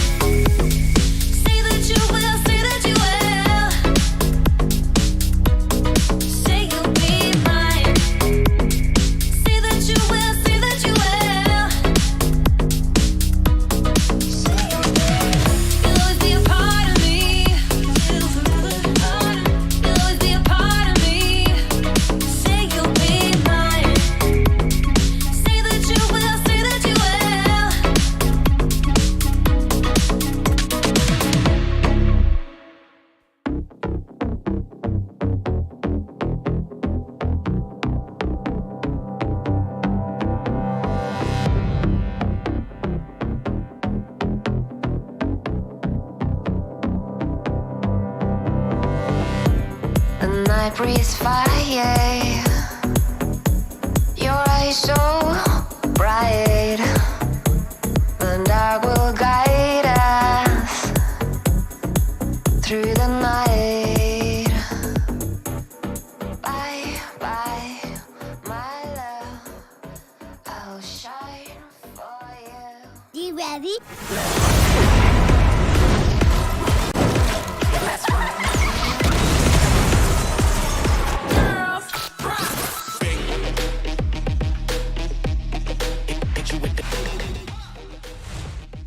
Welcome back, everybody. That didn't feel like long enough of a break in between that game and this next Also one. catching my breath. Same. We're still in the middle of our finals series, 1-0 up for WREC, thanks to their cannon minion hero in the middle lane, Stress, joined by Stuart for what is, I think that was actually one of my favorite games of the entire WREC so far. The ending of that game is going to stick in my memory for quite some time. It was a perfect way to end that game. We called it a fiesta. I called it a fiesta at the start as well. It was just back and forth. Team Queso had the early game lead and was trying so hard to funnel Andreas, but then WREC were able to capitalize. They were able to survive in the end as well. And banger tweet. That's what did we love his to job. see. This guy, Hero, can we give him the MVP at the end of the series? Like, Oh, true, actually. Cannon Minion MVP. I mean, somebody who probably is in with a shot for MVP that I want to touch on perhaps when we come back from hearing from Xandral is Doom, because I think he had a great performance. Before we get to our second picks and bans phase, I just alluded to it. Xandral, what do you have of your thoughts of that insane first game?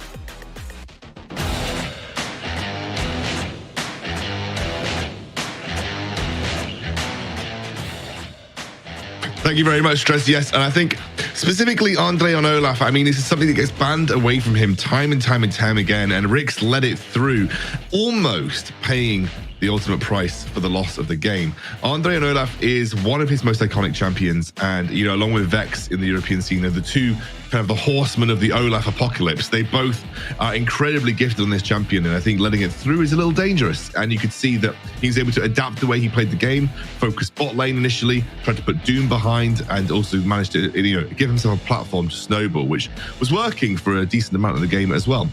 Of course, we have to then also look at the lifeline that Queso gave WREC. WREC, you probably remember it quite vividly, were given a triple kill on Doom, kind of set up by Snitch in that Baron lane, probably around 10 to 11 minutes in.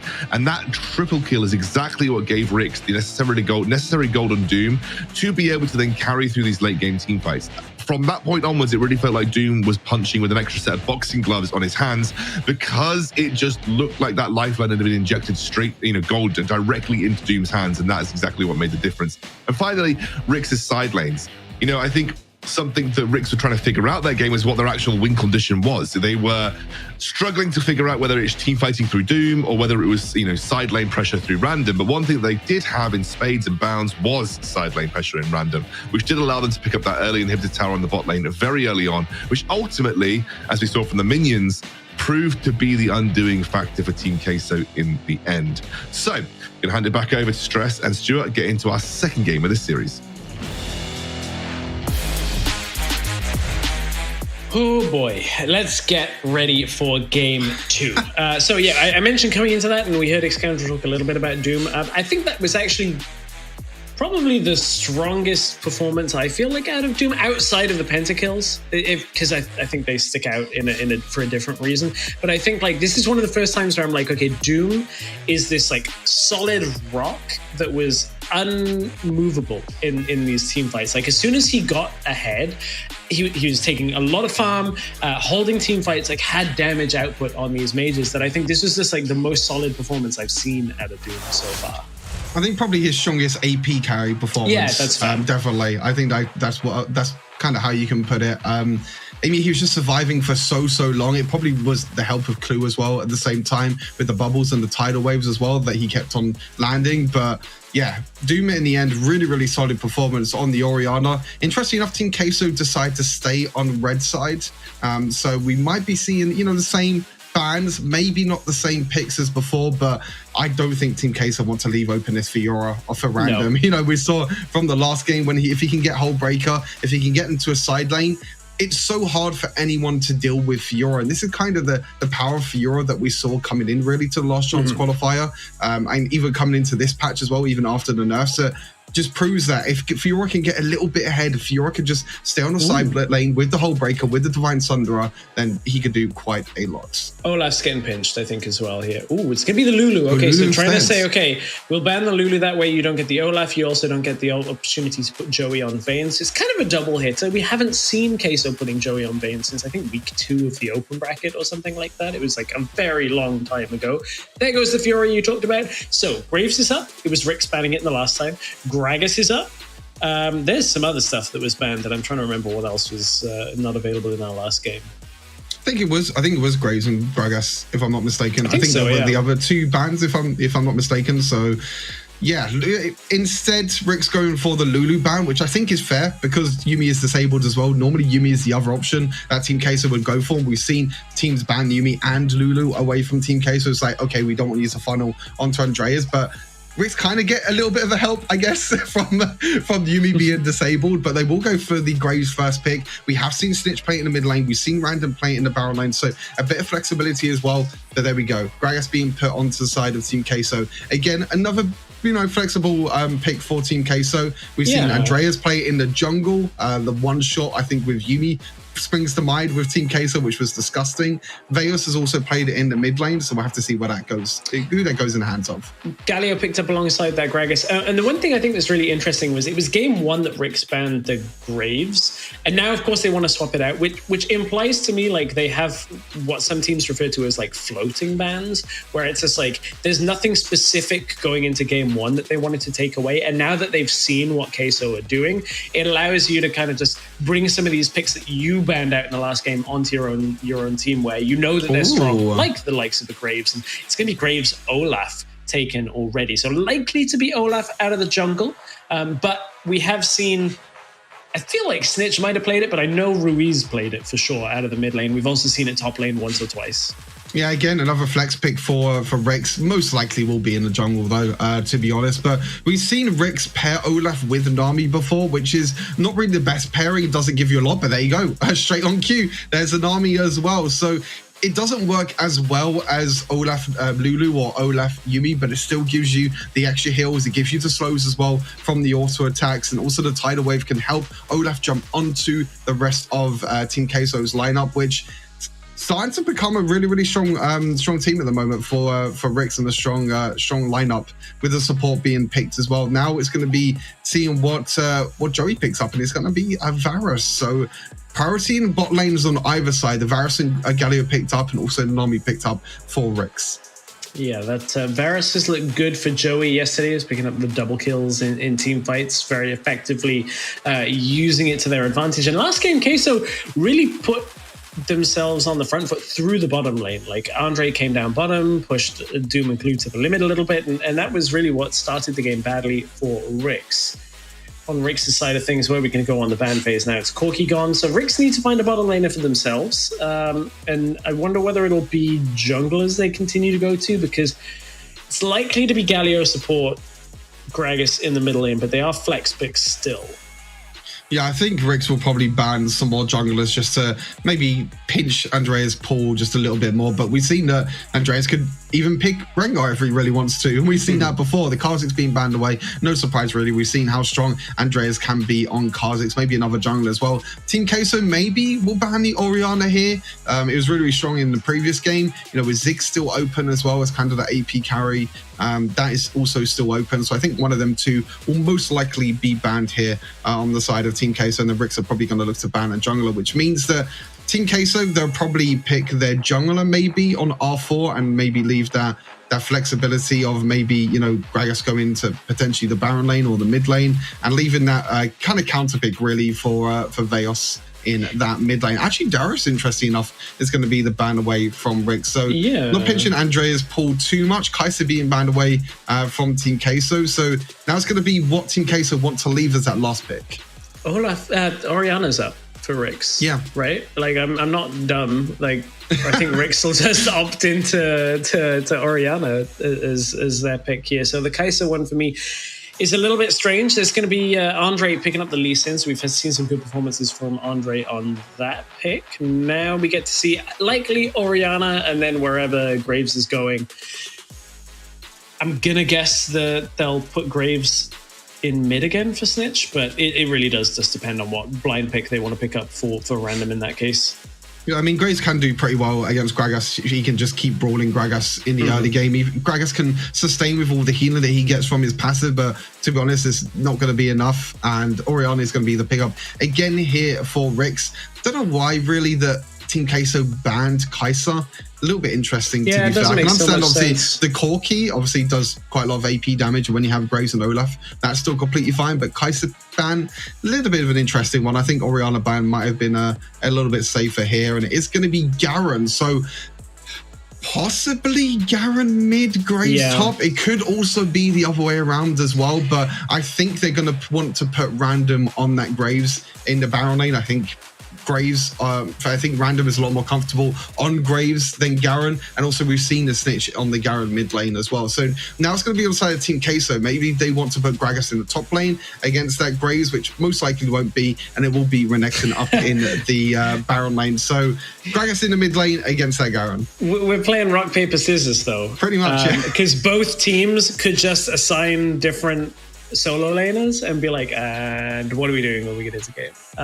So, because I mean, yeah, that was, I think, the thought process behind the Garen is like pick flexible still, and Queso have just done, well, we'll do the same and see where you end up putting yours, and then we'll just you know, the ultimate flex if random goes on Graves, but he goes in the mid lane instead, and then Stitch goes in the Baron lane.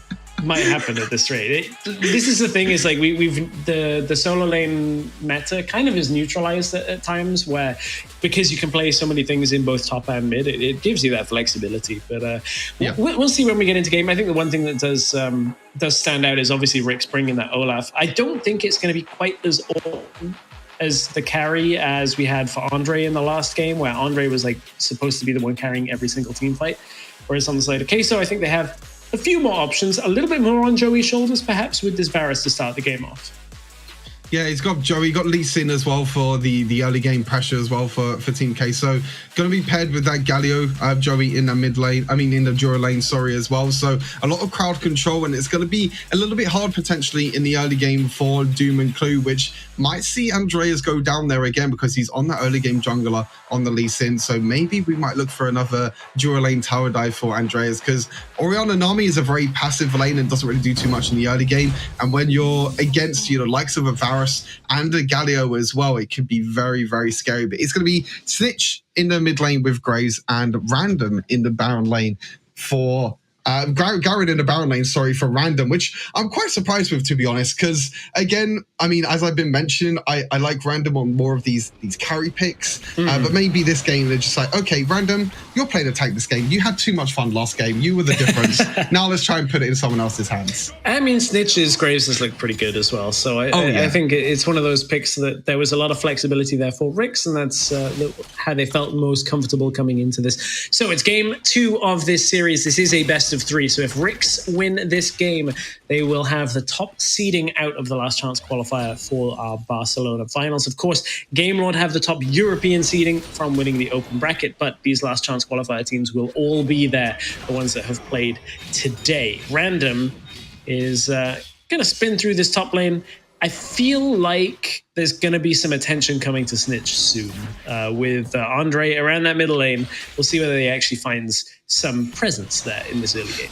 Yeah, we've seen what Snitch does on this Graves mid lane. He just plays very, very aggressive. He pushes out the lanes early on, which can be a downside because, as you mentioned, Andreas is here as well, but he is going to be spotted on a Broad. So now Snitch realizes where Andreas is on the map. You can see that he's starting to play towards the bottom side of the mid lane because he's got Clue there to back him out. But also Methanot's roaming as well. Both the supports are roaming up, and there we go. The support fiesta of the roams. We're basically having a nice solo lane in the Jura lane now. Now we're having both junglers and both supports up here. Andreas playing very aggressive. Yeah, Methanot's here, gets the flash to connect onto Random. Don't think he had full vision of that as Random drops low, backs out under the tower as Clue is here. Andres is going to put some distance into the backline as Acolyte's already picked up first blood. Gragas picks up SE7, and it's gone terribly wrong for Rix to start the game off. I feel like I'm having a flashback to the last game. That was really interesting. I actually want to watch that back because I think Clue flashes over the wall to try and save his team, but he actually just puts himself in a worse spot than what he actually was. We're going to see the replay again. It was Andreas going in, great taunt, great dash, by Methanol, and it allows Acolyte to go in, but just baits left, right, and center. But look, Clue flashes over the wall and then just isolates himself completely. And then SC7 dies in the end, I guess, to Ignite, potentially, and Snitch was just a little bit too slow on the play. He wasn't able to push out mid lane as well at the same time, and really well played by Team Queso. Last game it was the Dura lane, this game it's up in the Baron lane, now going to get even more picks. And the thing is, like, Team Queso have an earlier game composition when it's like they can take these fights early, and Rix need to wait a little bit. They have some stronger late game potential here, and that's not a good thing for Rix, is the fact that early on, already low health bars here means that Joey sends out an ambitious Chains of Corruption. Big explosive cask is going to knock Rix away, and it'll open up at least a little bit of the jungle. That's not really what Team Queso were looking for there. A couple of ults whiffed, not picking up kills against Rix. Yeah, to be honest, like, Team Queso are just playing really aggressive. They're going in again. Yeah, Clue came forward, though. This is Rix kind of overstepping in situations where Queso still have the opportunity to go active. Yeah, I mean, this is where Team Queso kind of played a little bit aggressive before. Acolyte, solo kill.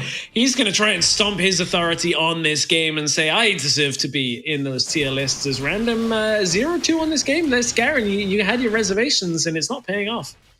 No, it's not paying off at all at the moment. I think the extra kind of lane pressure as well from Team Queso up in the Barrow lane definitely helped out as well. But you see, Doom and SC7 both went back, but Snitch and Clue are still playing really aggressive. So in a 3 versus 2 situation, and Snitch was actually really lucky to survive. Luckily enough, the taunt didn't go through there from Methanol, but a little bit overconfidence there from Rex. We're going to see this nice, easy solo kill. You can see with the ultimate and the empowered W, he was able to just do a lot of damage to Random, and that's already a Blades of Rune King completed from Acolyte. 2-0-1 for Acolyte, 2-0-1 for Andreas. These early game picks from Team Queso is paying off, but we saw Team Queso in the previous game as well. They got an early game lead, but they made a few oversteps, and this could be another one. Chains of Corruption is going to split this fight up as Snitch gets blasted back in from the bottom side of the fight comes Veos, and Team Queso 7-0 on this game now. Already over a 4,000 gold lead. Now they're going to go Dragon. This is going to be a 1-on-1 series from here. I have that feeling. I just like the early rotations from Team Queso. They put 4 members up in the Baron lane, was able to turret aggro so well, and able to get 4 kills up in the Baron lane. Then we're like, instantly, they were like, okay, we're just going to go right down to the Dura lane now, put pressure in the Dura lane, so Joey and Methanol has a bit of a safer time. And then they went towards the Dragon after that, got the team fight kill. SC7 went a little bit over aggressive there on Joey, maybe not realizing that he still had flash available. But yeah, really well played by Team Queso in this early game, really taking it to Rix, and Rix a little bit slow on the rotations this time around. Yeah, this time Andre is getting a lot of early game presence. I mean, he did in the first game, but this time I feel like it's going to be such a fast-paced game as there's another catch in middle lane. Doom's going to get taken down. Joey on this Varus has been, aside from the one missed Chains of Corruption, has been really solid. Acolyte is just destroying Random on this matchup. Holy crap. Like, Acolyte is just walking into lane and killing Random on cooldown. And when Renekton gets an early lead, when he has that Blades of the Rune King, if you can land that empowered W, then there's nothing you can do on the side of Random. You know, he uses his flash, he uses his ignite as well, but he's now 0-3. The great thing here is actually Joey's like stopping the first ability, but we're going to go straight up to the top lane. You can see gets a double dash, gets the empowered W on top of that with the Q, but a little bit of overextension again. Yeah, Veos drops, and now it's Andre gets the kick to save himself, and Joey is going to put damage from a 5-0. He's got to be careful around that Varus. Meanwhile, first turret has fallen in the top lane for Team Queso. So Rix do get 1 kill, but man, this is a good start for Team Queso. They've really put the pressure on and turned around from the last game. Acolyte went back to base and he was like, just give me a hole breaker. He just bought straight up a hole breaker. Very, very surprising actually to see Acolyte pick up the hole breaker, because normally we see Black Fever second item, but Andre doesn't quite get the engage because he didn't have his kick available. Like, did he think his kick was up? I think he thought his kick was up. Maybe I completely misread that, but like he committed the flash to it.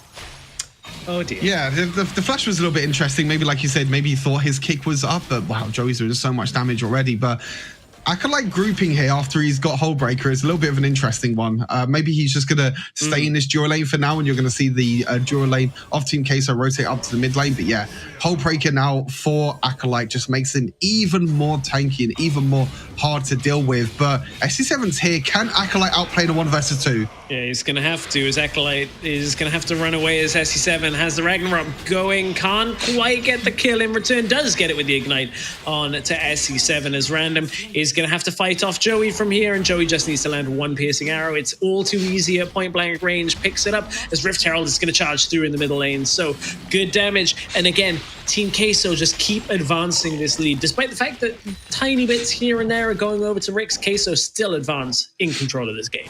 They're doing much better with their lead this game than the previous game, that's for sure. They're just accelerating the goal lead. They're using Acolyte in the side lane at the moment with the Hole Breaker to just use him as kind of a vantage point now and rotate the rest of the team around where he is. But look at this, 3 towers to 0. The Dragon went over to Team Queso. The Herald went over. We're looking at 8,000 goal lead at 8 minutes into the game, which is not something that we've seen Ricks fall behind on in this last chance qualifier. I think this is the biggest goal deficit that they've had, and we've seen Ricks dominate the entire last chance qualifier and actually dominate Team Queso last time around. But now Team Queso on this new patch with a bit more practice is looking really, really strong. Yeah, this was just Joey coming in and evening up the end of this fight.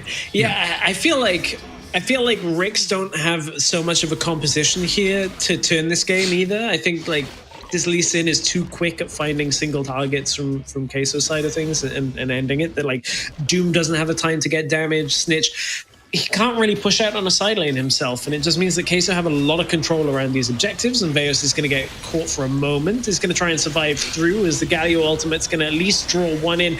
Good shockwave as SC7 gets out alive. Maybe that's what they needed to turn it back around. Tiny amount of health left as in comes Acolyte. He's looking for that slice and dice. If he can get the first one, he can get onto SC7. He's desperate to find it. Does get right into the mix of Ricks, and now Queso are trying to back away. Stasis forced out from Acolyte, but he's going to survive from this engage. Chains don't land, but Team Queso get at least the evening up from this situation and will back away towards the Dragon.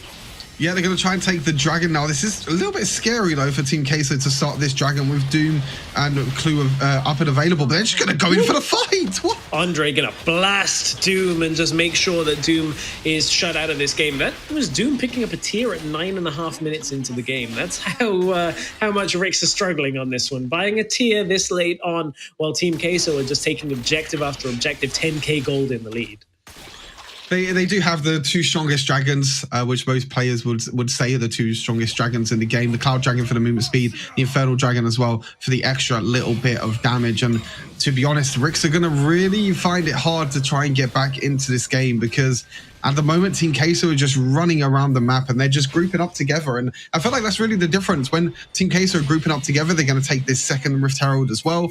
To be honest, they could probably try and break down the mid lane. You can see they're grouped together again. They tried to go for Clue, but Chain of Corruption misses again. Yeah, Joey's chains are not exactly the best in this game. A lot of summoners forced in general from these fights, but still, I mean, that I can't really forgive it too much, but they're so far ahead that they can throw these abilities away and they're still winning fights comprehensively. So Rift Herald eventually is going to get popped.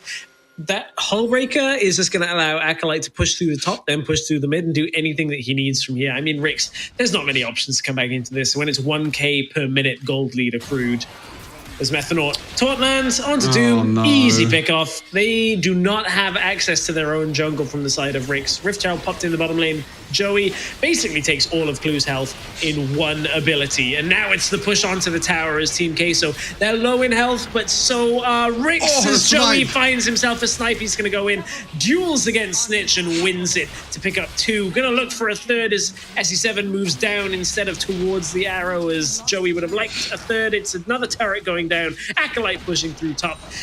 I mean, it's a 13k gold lead. This is done. Queso are going to even this series up 1-1 surely as they do lose Methanol from that engage, but this is too much of a gold lead to turn. Acolyte's just having a complete free time in this Baron lane. The early pressure the rest of his team was able to give him the 2 early kills.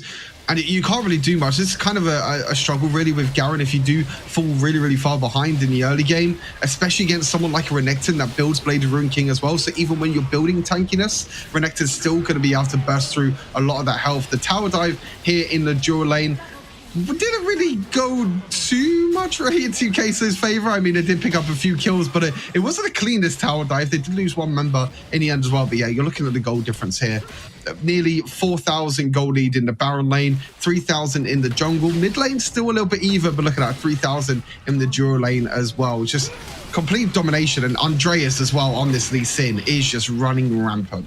Yeah, they've already found Clue, and this is one of the reasons why we've seen Andre playing Lee Sin to perfection, basically, throughout the entirety of the WREC. When he's been given the ability to carry on games like this, we know he's able to. Sonic Wave does not get followed up on, but they're just looking for this tower. They're buying time for Acolyte in the top lane. 2 counter minions are going to push through that turret at a decent pace, and it forces Queso to, or I should say Rix, to commit through the middle lane, as now Queso, they're going to be the ones to pick up the start of this fight. But have they overextended as Andre does get taken out? Maybe this is the opportunity Rix needed, as it was a little bit of Queso spreading themselves too thin. Yeah, a little bit of a overextension again. They just break the mid lane tower though. I mean, they tried to go for maybe an inhibitor afterwards as well, but it is quite hard. You know, Rix do have a fair bit of wave control and wave clear, sorry, and this is the risky. Hail Mary. This is what they have to do. With 8 seconds left on Andre, they need to stick as much damage onto the Baron as they can and try and get anything. Wow, Joey just demolishes Rix. It was a Hail Mary play, and 9 times out of 10, the Hail Mary does not complete for the touchdown. And this one will be no different, as Rix are going to get routed, they're going to get aced, and they're going to go to a game 3 on this series. It's going to be Team Queso.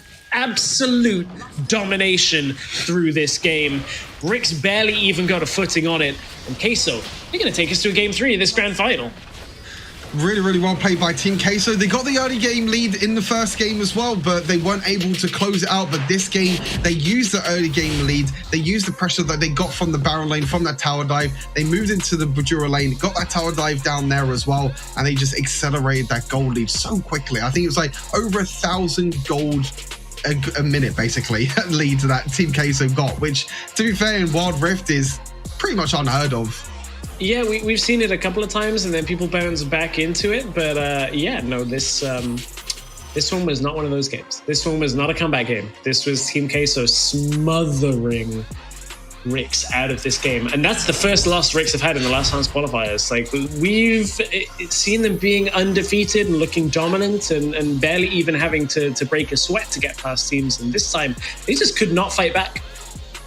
Yeah, they couldn't fight back at all. I think it was just, like I said, the early rotations, that tower dive in the Baron lane, it could have gone either way, to be fair, because, you know, the tower shots were taking down Team Queso so much, but they were able to juggle that tower aggro, and then they were just able to rotate around the map, which I think was what Team Queso did really, really well this game. They were just grouping up as a unit. They were rotating around the map, even though Acolyte was able to, you know, use that whole breaker to some sort of advantage when he got into the late mid game, when he did get into the late game as well. But even though he did pick up the whole breaker, he was still roaming around with his team, and he was able to do quite well when it comes to trying to lock down Rix, which is what they did perfectly in this second game. And now it comes down to a third and final game, and to be honest, because Team Queso have gotten the 2 early game leads, they can get another early game lead in this third game as well. They can cause a bit of an upset. And I feel like Rix, that first game was starting to go away from them as well. Like, Queso had fought back into it, and We're basically 1 minion auto attack away from this, hypothetically being a 2-0 for Queso. I don't think it's that clean cut. I think Queso still had a lot of work to do, even if they'd have held the Nexus in game 1. But that's the kind of margin from that game. And then this one, Queso just come out and blast Ricks early game and don't let them play for the late game. And I wonder whether that's something that Ricks will need to change their draft on. This Orianna and Nami basically being easy to read in the bottom lane, it is causing problems now. And I think they need to make a swap up. Maybe we see them play the AD carry style that we've seen a little bit more from them. Maybe we need to see Ricks invest more into the bottom lane, because the way that Ricks are playing around their bottom lane is becoming a bit of a liability. I don't think the players themselves are the problem. It's just the fact that Ricks are getting exploited by Queso going down there. Yeah, 100%. It's just way too passive to play Orianna and Nami in the dual lane. You can't really do that much at all. As Orianna and Nami, especially against a Varus Galio as well, and you can see, look at that steady goal lead. That's quite satisfying, actually. Just a little bit of a dip right at the end there. We don't talk about the dip. Yeah, there's a little bit of a dip right at the end, but to be honest, really satisfying look at the gold graph. But yeah, I think Rix's draft there was a little bit too safe. I think you could say, random on Garen in the end didn't really work out for him. Got absolutely destroyed by Acolyte on Renekton, even though the rest of Team Case were able to help out with the tower dive. But I want to see random back on the carry. I want to see Doom on an AD carry potentially as well to end this WREC. Well, right now I want to see the play of the game, although I don't think it's going to be the play I think that actually broke the game out. I would have put the first gank as play of the game right now, because it really started the pace. It's an early one, actually. Yeah, it's a pretty early one. It's at 5 minutes. It's actually where SE7 was overextended a little bit, didn't realize that Joey had flash, and this is where Team Queso were able to capitalize on a little bit of an overextension by Rix. At that point in the game, Team Queso already had that tower dive in the Baron lane, had that tower dive in the duo lane. They got so many items off of it as well, and Rix were trying to get themselves back into the game, but they just kept on making mistake after mistake, which just allowed Team Queso to capitalize on that and just extend their gold lead. So we are getting ready for a third and final game in this series. It's not happening again, is it, Rix? This can't happen again. I wasn't going to mention it. In a row.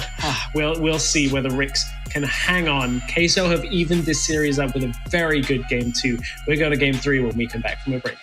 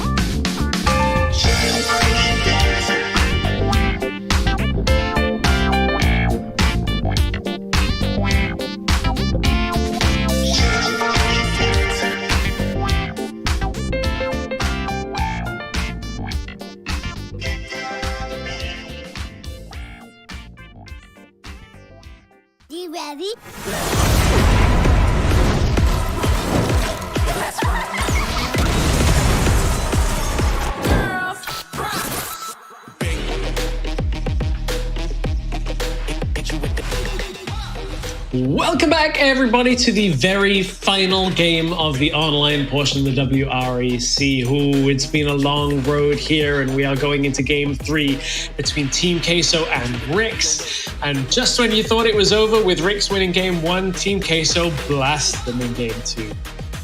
2 months of Wild Rift action, both the main event and the last chance qualifier, and it all comes down to one final game between WREC and Queso to see who will get the highest seeding going into Barcelona. And what a great way to end the whole tournament in general, the online part anyway. And Team Queso, like you said, in the first game did have that early game lead. It was a bit fiesta, but absolutely dominated the second game, and WREC just had no chance. So now it's going to be on them now to try and maybe switch things up, maybe draft wise, to see what they can try and bring out to try and switch it around to a 2-1. Yeah, it's a really interesting situation to be in, because like you'd be excused for thinking like Queso are overall the stronger team, right? After that second game, you're like, wow, they just like look like the better team. The fact that WREC couldn't close out very cleanly in Game 1, but that feels backwards. Even though we just saw it happen, it feels like still WREC should be the favored team, but every time we think WREC are the favorites, it doesn't so much go our way. So Game 3, we need a strong performance out of WREC if we want to put our stock in WREC heading into Barcelona, because Team Queso are peaking at the right time. I keep saying that, but like the best time to be reaching your peak performance is right now at these most important games. And we're heading right into picks and bans for our Game 3 of the day.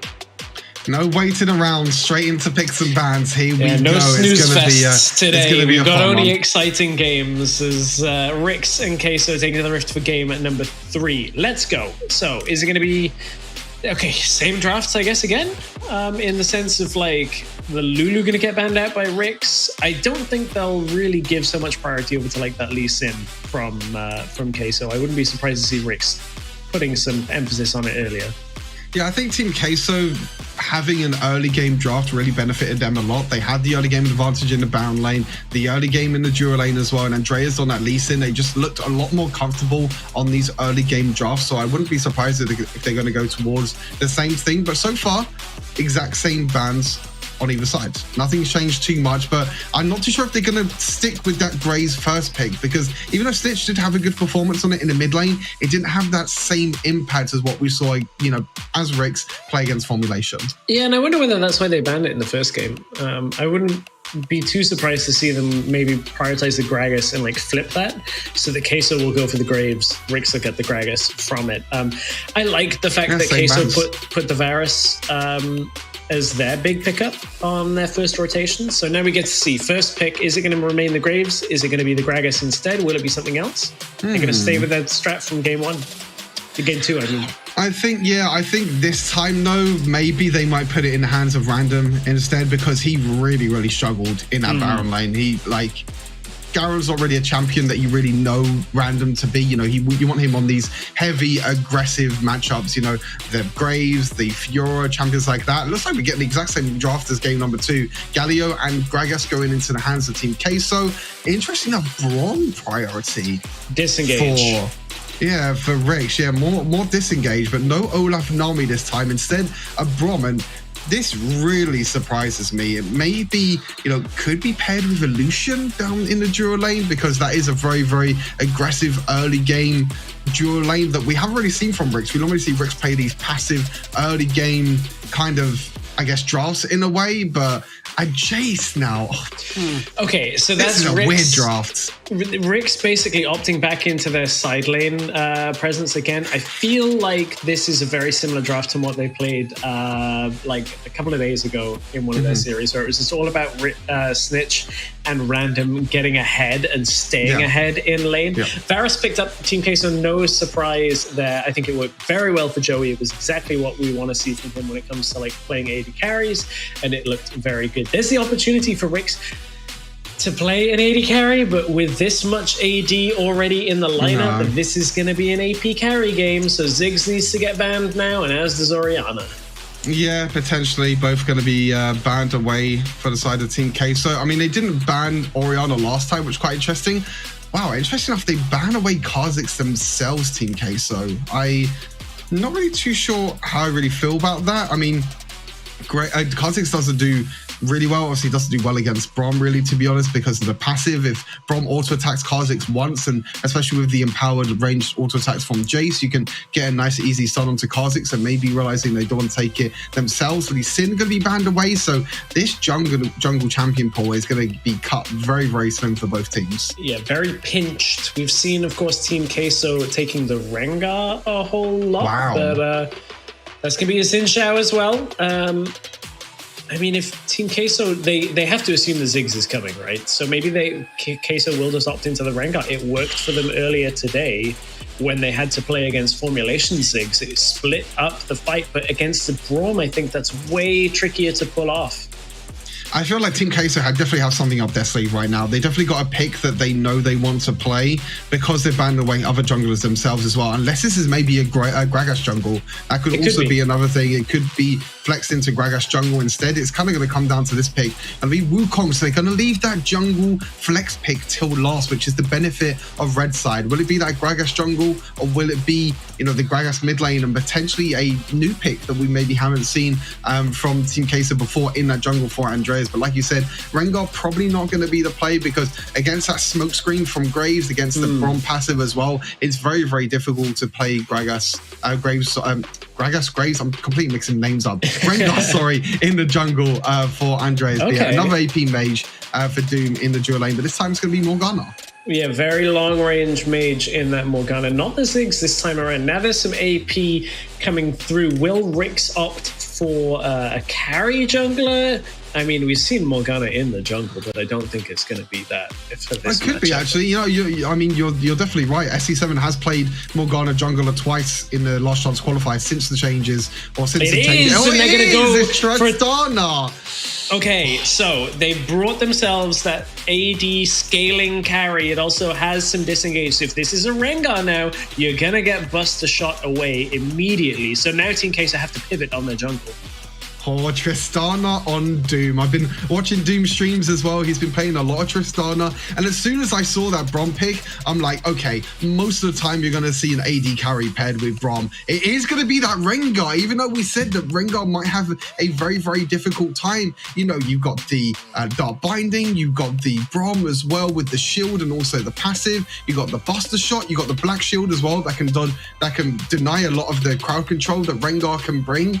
I think Andreas is going to have a really hard time, but Doom to end the last chance qualifier on the Tristana, I'm really, really excited. I'm glad you picked out as well that SC7 could go to that Morgana jungle, which it will be in the end. It was kind of an outside chance in my mind. I kind of had forgotten that SC7 had played the Morgana jungle. I just know that people play it a bunch in solo queue as well.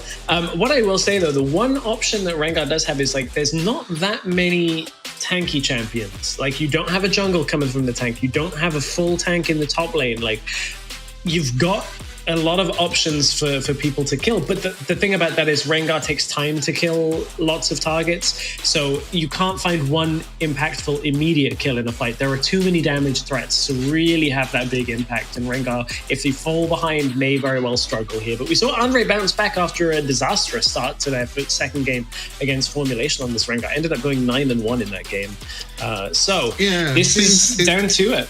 Yeah, it seems that Andreas on Rengar likes to go for a more tanky build with the Divine Sunderer as well, and then Death Stance as a second item, which is not really the Rengar that we'd normally used to see. We're normally used to see like Trinity Force, you know, Ghost Blade, Dusk Blade, all these crazy aggressive items. But Andreas instead going for a more tankier build with the Conqueror as well. But yeah, I think all eyes has to be on Doom this game. You know, we've seen him get pentakills before on these AD carries, both times on Jinx. And now we're going to be seeing him on the hands of Tristana. The build for Tristana is probably going to be very, very similar to Jinx because Storm Razor is still such a great item. Probably building Infinity Edge after that because you get so much attack speed from your first ability. Then you'll probably be seeing maybe Static Shiv or Rapid Fire Cannon to get them energized passive stacks on top of each other.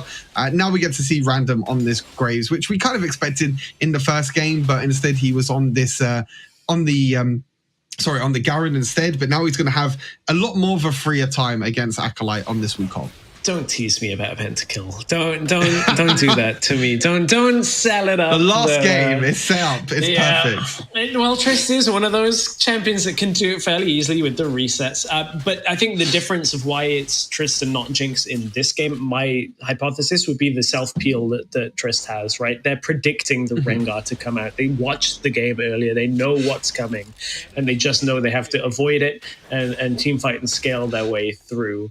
So... yeah, there's way too much engage and way too much like crowd control on the side of Team Queso. You know, if you play Jinx when you've got Wukong, Rengar, Galio, Gragas as well, there's just way too much CC.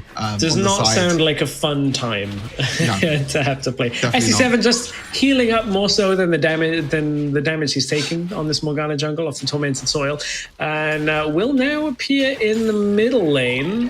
3 members of each team around mid, but it's going to be Rick's backing away. Morgana's just going to power farm through this jungle. Yeah, just going to power farm, just going to keep on taking all them jungle camps. This is the thing with Morgana jungle, you can't really contest them early scuttle crabs because Morgana doesn't really do too well. Most of the time you take Morgana as more of a utility jungler, you know, for the black shield, for the crowd control that she offers, but in the early game, you can't really do too much as Random's playing very aggressive here. Acolyte forced the flash, followed with the flash from Random, doesn't get the kill off the smoke screen. Barely not able to get it. How far away from 5 is Random is the question, because that collateral damage will end this fight. Off this minion wave, not quite, if the math is correct. With the new one coming in, would be enough to get it. Is... close enough. Acolyte is level 5 as well, has healed up a lot off that honey fruit. So yeah, Random won't be able to get the kill right away from this. No, unless he tries to dash in again, he tries to go in. SC7 is also up here now, so a lot of focus already on this barrel lane. Also, Brom is up here as well. Clue is also up here, so they're going to try and go in. Mephinol's also here, so all focus on this barrel lane right now, which leaves both AD carries alone down in the Dura lane. Now, sometimes with Tristana, you can play a little bit aggressive because you actually do a lot of burst damage with her bombs and also the Buster Shot, the ultimate as well. But Joey just using the distance, using the poke to try and shut down Doom's aggressive potential that he can offer. But I think both these Dura lanes are just going to farm up for now because they both scale very, very well into the late game. And am I right in thinking that, so traditionally Tristana pushes the lane always, but I think Varus' early game strength actually means Tristana's pushed in, right? It's like solo in lane, Trist can't step up to hit the minions, while at least like when it's in a neutral state. Am I correct on that read? Yeah, exactly. Yeah, I mean, Tristana doesn't have the longest range in the early game. Obviously, that gets stacked up over time. As she levels up, she gets increased range. But yeah, like you said, you know, the extra range that Varus has and the extra poke that Varus has just doesn't allow Tristana to do this. You know, you can clear waves really, really easily with Tristana, but you have to walk up and use your third ability and stack that bomb on top of a minion to be able to, you know, push that wave. But like you said, with the, you know, with the extra range that Varus has and the extra poke that Varus has, just means that Tristana can't really do too much. But both teams, interesting enough, are going to be opting towards this Rift Herald. Snitch is going to go down to Dura lane. He's going to ward that dragon and realize that Team Case are not on dragon either. So a lot of wards around the map for both of these teams. You know, objectives are not really going to be doing too much. You can see that Doom has to play a little bit passive in this, you know, in this matchup because the extra poke can definitely scare him. And Andreas, flash is already down. Snitch gets caught after the flash. He tried to get his way out of that, but really well focused down by Team K, so they didn't opt for any of the neutral objectives. They just went right for that bottom lane to make sure Snitch got taken out. Andre is going to be able to get out of this situation before Rick's going to answer back. And Team Queso, big first blood after the last game. Now Doom caught with a lot of damage in the middle lane as Joey. This is the power of Varus early on, although I was about to say Varus only has a ruby crystal, but that's actually Methanol in that spot. I was very confused looking at the items for a moment. Yeah, they swapped for some reason, yeah. I mean, I don't know why they swapped, even though the roles are not swapped, but they I was like, hang on, is this Mario and Juicy swapping around? Like Team Dark, always confusing me. That would be very, very funny, to be fair, if they did that for the last game of the last chance qualifier. But yeah, you can see the kind of the struggles that Doom has in this early game with Tristana. I mean, as we know, Tristana is a very hyper-scale champion, but Andreas is going to jump in. Andre steals it, rushes in with the Rengar ultimate on. Doom jumps forward into Joey, tries to get as much damage as he can down, does get the reset off the first kill to Wukong, and now is how Tristana can open up a little bit more of the damage. Can he get one more auto? Will get the reset off that assist as SC7 has picked up a second kill of that fight, and Team Queso may have got the Rift Herald, but I think they paid for it with 3 kills, or 3 deaths, I should say, and now Rix can stand in front of this tower and get some good damage down in response. And the great thing about Tristana as well is that she pushes towers perfectly, and the body slam. Yeah, body slam, but it's Veus that still gets caught. That's the kill going down. The tower's going to get pushed down, and the little Yordle's going to waddle away as SC7 is going to be left as a sacrifice. And it's a Tristana pushing that tower down, as you mentioned, with the explosive shot, or explosive charge, I think it's called. Now, Rix will not be able to contest this dragon immediately. Neutral objectives will go to Queso by the looks of things.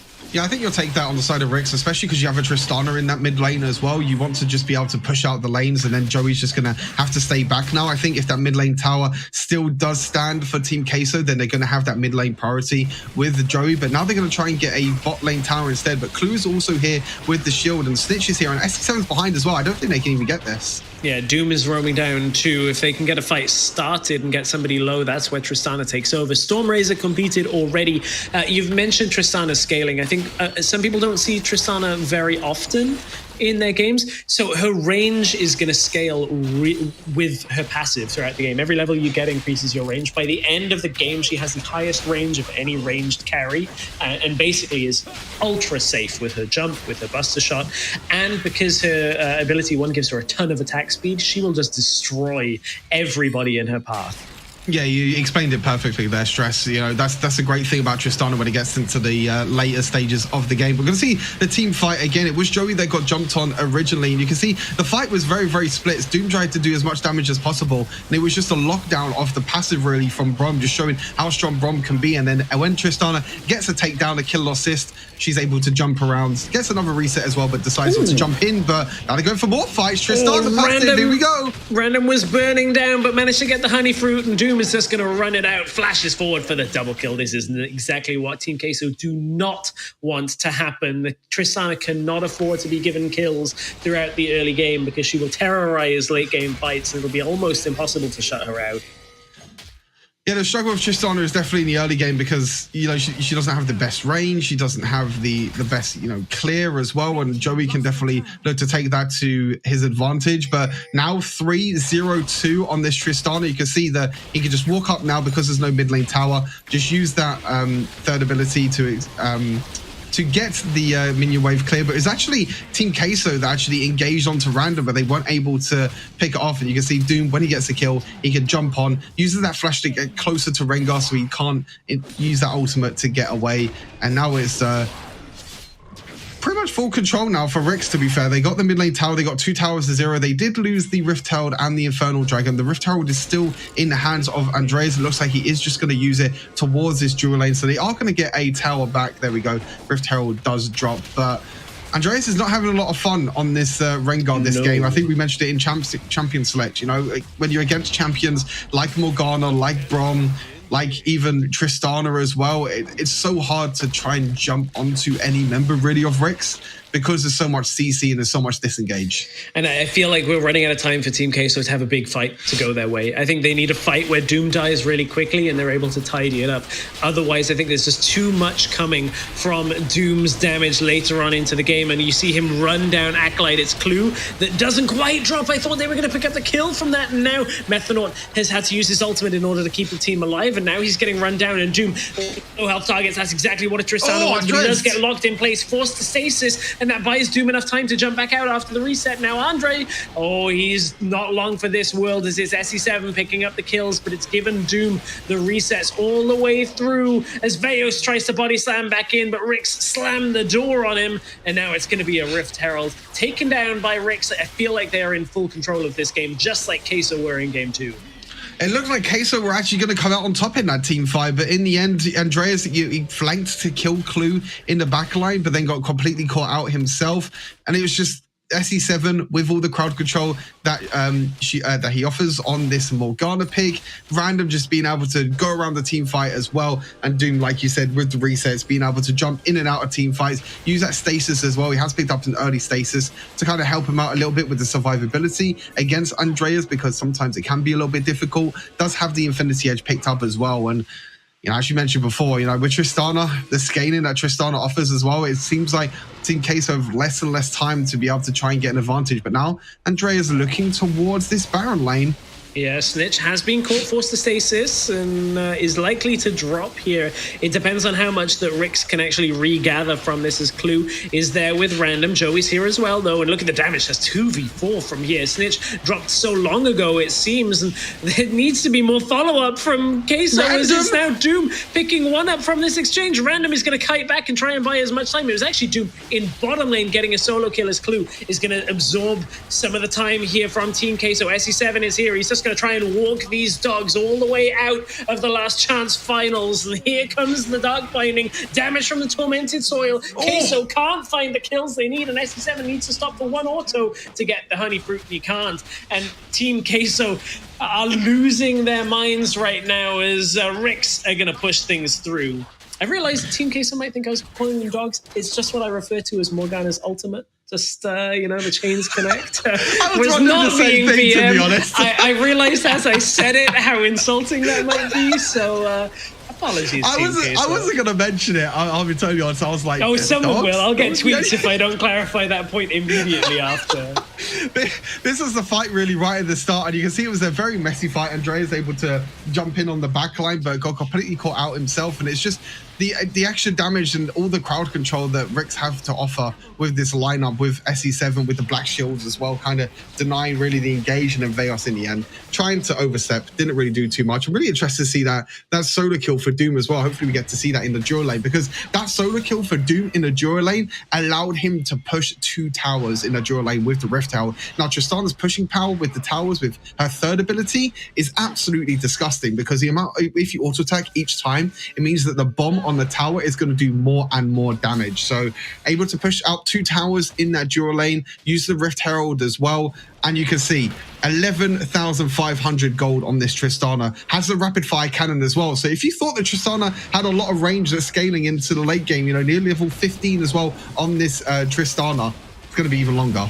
Yeah, this, again, Rick's on the sideline. They're going to take a fight before the rest of the teammates here, but Doom is closing in on the fight, and that means it's only a matter of time before the Doom comes down on top of Team K. So he's into the fight, unstoppable and untouched as he jumps through. Double kill picked up already. I think 1 kill had already gone over to SE7. It's going to be a quadra kill going over to Doom. It's not a penta today, but Ricks are in full control. I think Doom knows that you're casting, so he doesn't want to give you a pentakill. I know! I'm over here expecting a pentakill, insulting Team Queso. I'm trying to do everything here to become a Rix fanboy off this. I think I'm going to need to send Queso a fruit basket or something, some flowers, just to apologize. But no apologies here from Rix pushing down the inhibitors. This is going to be completed. This game is basically done with Tristana Despair. 3 items plus the stasis is so hard to break through. Maybe you could give them a little treat in Barcelona. Maybe that's what they need.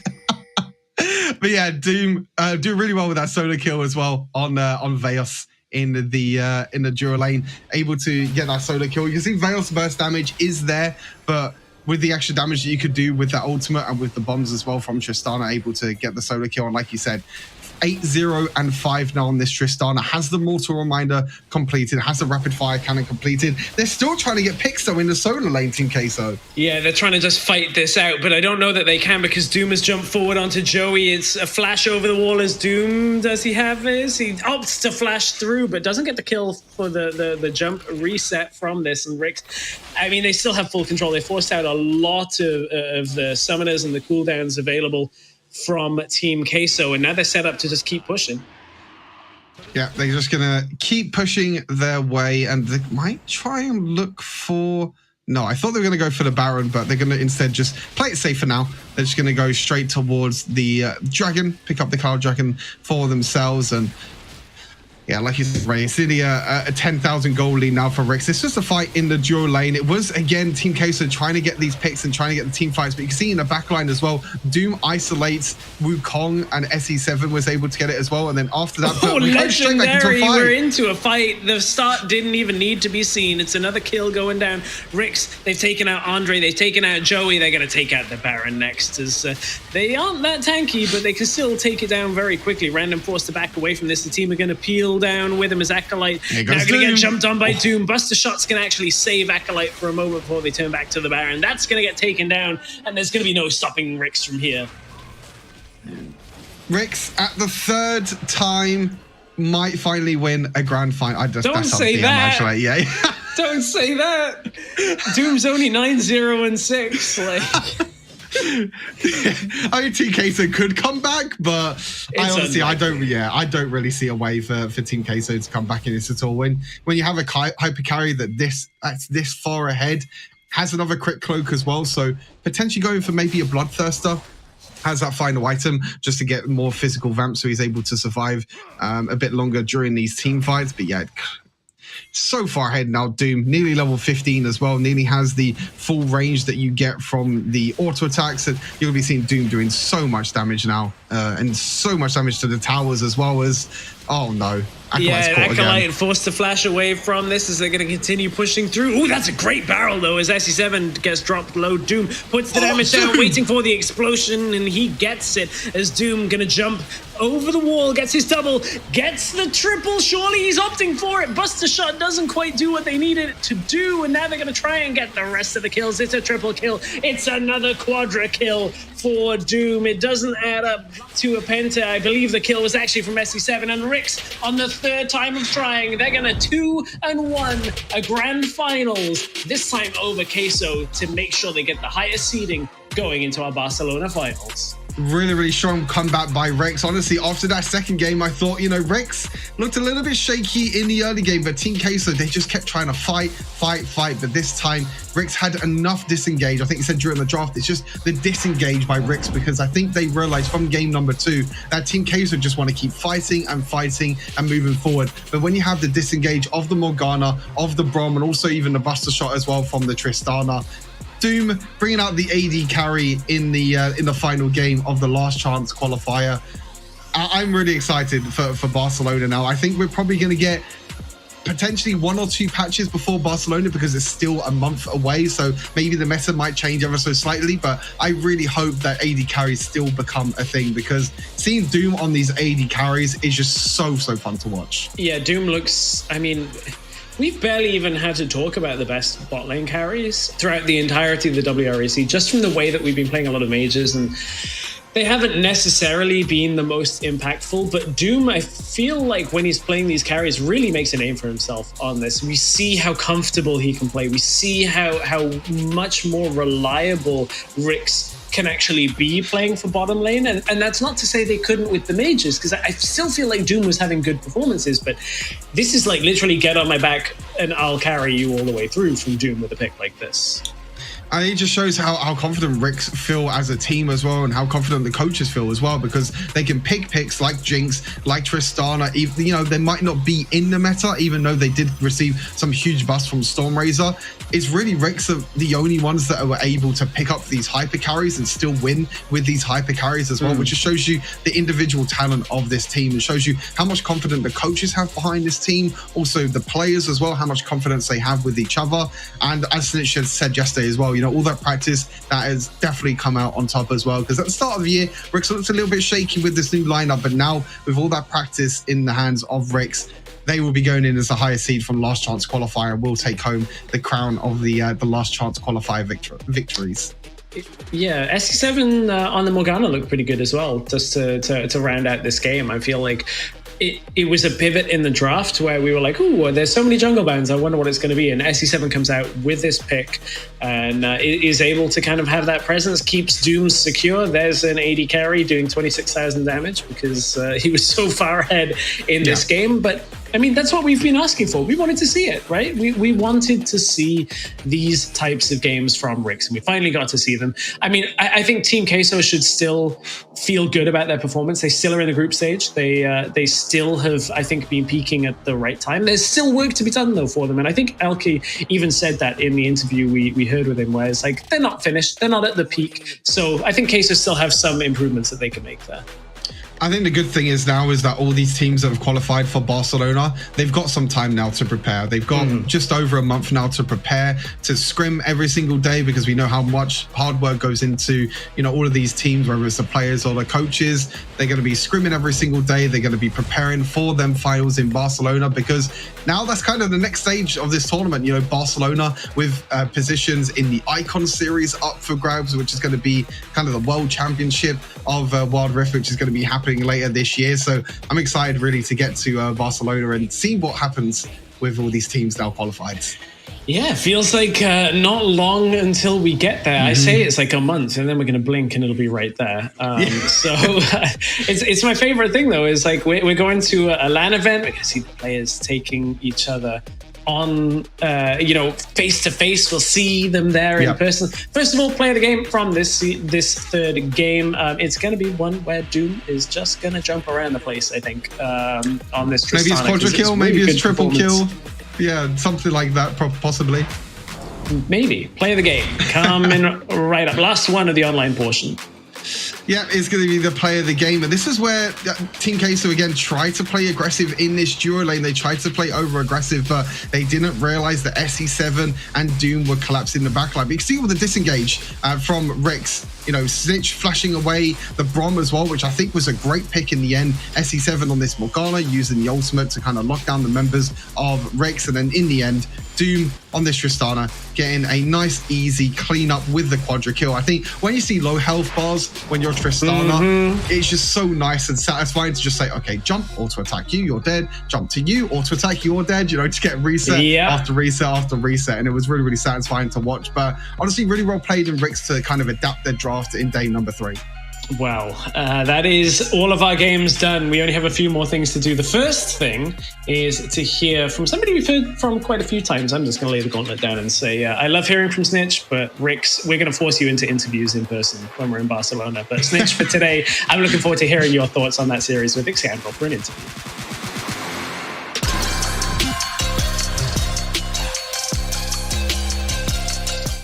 Thank you so much, guys. Snitch, I'm so glad to get to chat to you. I haven't had a chance to interview you for a while, and I think today is a good time to have a talk about that series. I mean, first of all, I kind of want to ask you this question kind of openly. It wasn't the cleanest of series. Clearly, Game 2 was a bit of a struggle, but I kind of want to ask you as a team, what are the challenges with Team Queso? Like, when you go into a game, like, what are the challenges that you face as a team when taking on Team Queso specifically? I think Queso is always, the Andre Z conundrum. How do you deal with him? Whether it's 700 bans or, invading his jungle until he doesn't want to play anymore. I think it just generally comes down to, managing their strategies that revolve around him. Because he obviously is their signature carry. I think Veos is a great mid player and he's a great, secondary carry. But, Acolyte is normally more of, the safer kind of weak side picks. And their bot lane, focusing on, the mages and Varus. So it's not normally coming from the jungle. So, you see we identify the Lulu, the Jax. These are a lot of things they've been playing a lot to push that style. I mean, even we saw them playing against Formulation and the Lulu was kind of going through. We were like, okay, maybe they've given up on the Lulu. Maybe we can kind of let it slide through game 1. But clearly they have not given up on the Lulu. So that was a little bit more awkward than it probably should have ended up being. But, we still had a solid comp into it. And obviously we were able to take the game in the long run, even if, it was a bit messy. I think our early game in general was just a bit sloppy today. Everyone's a bit sleepy, but it is what it is. We don't talk about sleepy on this broadcast. I literally fell asleep. Right. You didn't get to see it, Snitch. There was supposed to be a breakdown in between game 2 and game 3. Instead, all they got was a screenshot of my face asleep. So how did you adapt then going into game 3, Snitch? After game 2, clearly, you kind of followed that same formulation pathway of let's get Andre to something that's a little bit less reliable. Was that kind of your game plan going into game 3? Yeah, certainly. We saw what they did in the first 2, which was the Gragas Galio. We went for the Olaf line in the second game, but it didn't really end up working out. It wasn't really fitting the style we wanted to play into them. And just our early game ending up being like really weak. It didn't really feel like it was working for us. So we decided to adapt in game 3, went for the Brawl, which obviously is really strong on these early skirmishes. So it kind of limits them from taking too many aggressive engages or dives like they did in game 2 where we had the Nami, and it's a lot easier to maneuver around. So yeah, we ended up taking a bit more of like a heavy brawly comp, and obviously they didn't prioritize their jungle because they like to get Joey the Varus. So again, we pinched that, and then they thought that they were pinching our jungle, but really, we always have 7 with these crazy picks like the Morgana. So they ended up pinching themselves even more. So we were like, oh, Kha'Zix, man, wonderful. So they kind of ended up outdrafting themselves a bit there. But yeah, we definitely were trying to limit him a bit more, for sure. Yeah, it kind of looked like that way. I think that's one of the benefits of SC7. He has these kind of like, I think that's one of the benefits of RICS in general. You have these wide champion pools in pretty much every lane. It's kind of what we talked about before we went in about you versus Vejos, where Vejos has kind of a limited champion pool that he works really well on, but you're kind of like this guy that plays everything, and I think it kind of benefits the drafts in general. I think you've got like 1 month until Barcelona now. How are you guys aiming to keep yourself like ready and prepared for those live finals? Is it just a lot of scrims? Are you taking a break? Like what's next for RICS as you gear up for the live finals? I think it's really hard, actually. I think it's something that's not talked about a lot. But with formats like these, you obviously have a really big break between the next event. I don't know if there'll be any tournaments throughout April in general, and even if there are, I don't know if we'd want to play them, to hide strategies and not give away too much information. But yeah, it would almost certainly come down to just a lot of scrims. I know we are planning to take a bit of a break because it's been a long time since we were to have like a solid week off. So we'll definitely probably look at that. But yeah, after that, I guess it's just a lot of scrims, a lot of testing, a lot of training, lots of solo queue. Like you say, we got to keep those champion pools, flexed and ready. So I'm sure we'll be putting a lot of practice into some signature picks, hopefully to be ready for the event. I got one last question. It's just a fun one, Rix, before I let you go. Rix, called you your team name. Snitch, before I let you go. He's still a bit sleepy. Everybody let him go. I'm still a bit sleepy. Trust me. Oh, gosh. Never, it's the first time it's ever happened. I'm going to say it right now. Never fallen asleep on a broadcast, but totally passed out in the middle of a broadcast. Got one last question. Usually we kind of decide on an MVP between the talent crew. If you had to decide for your team who the MVP would be, who would you choose?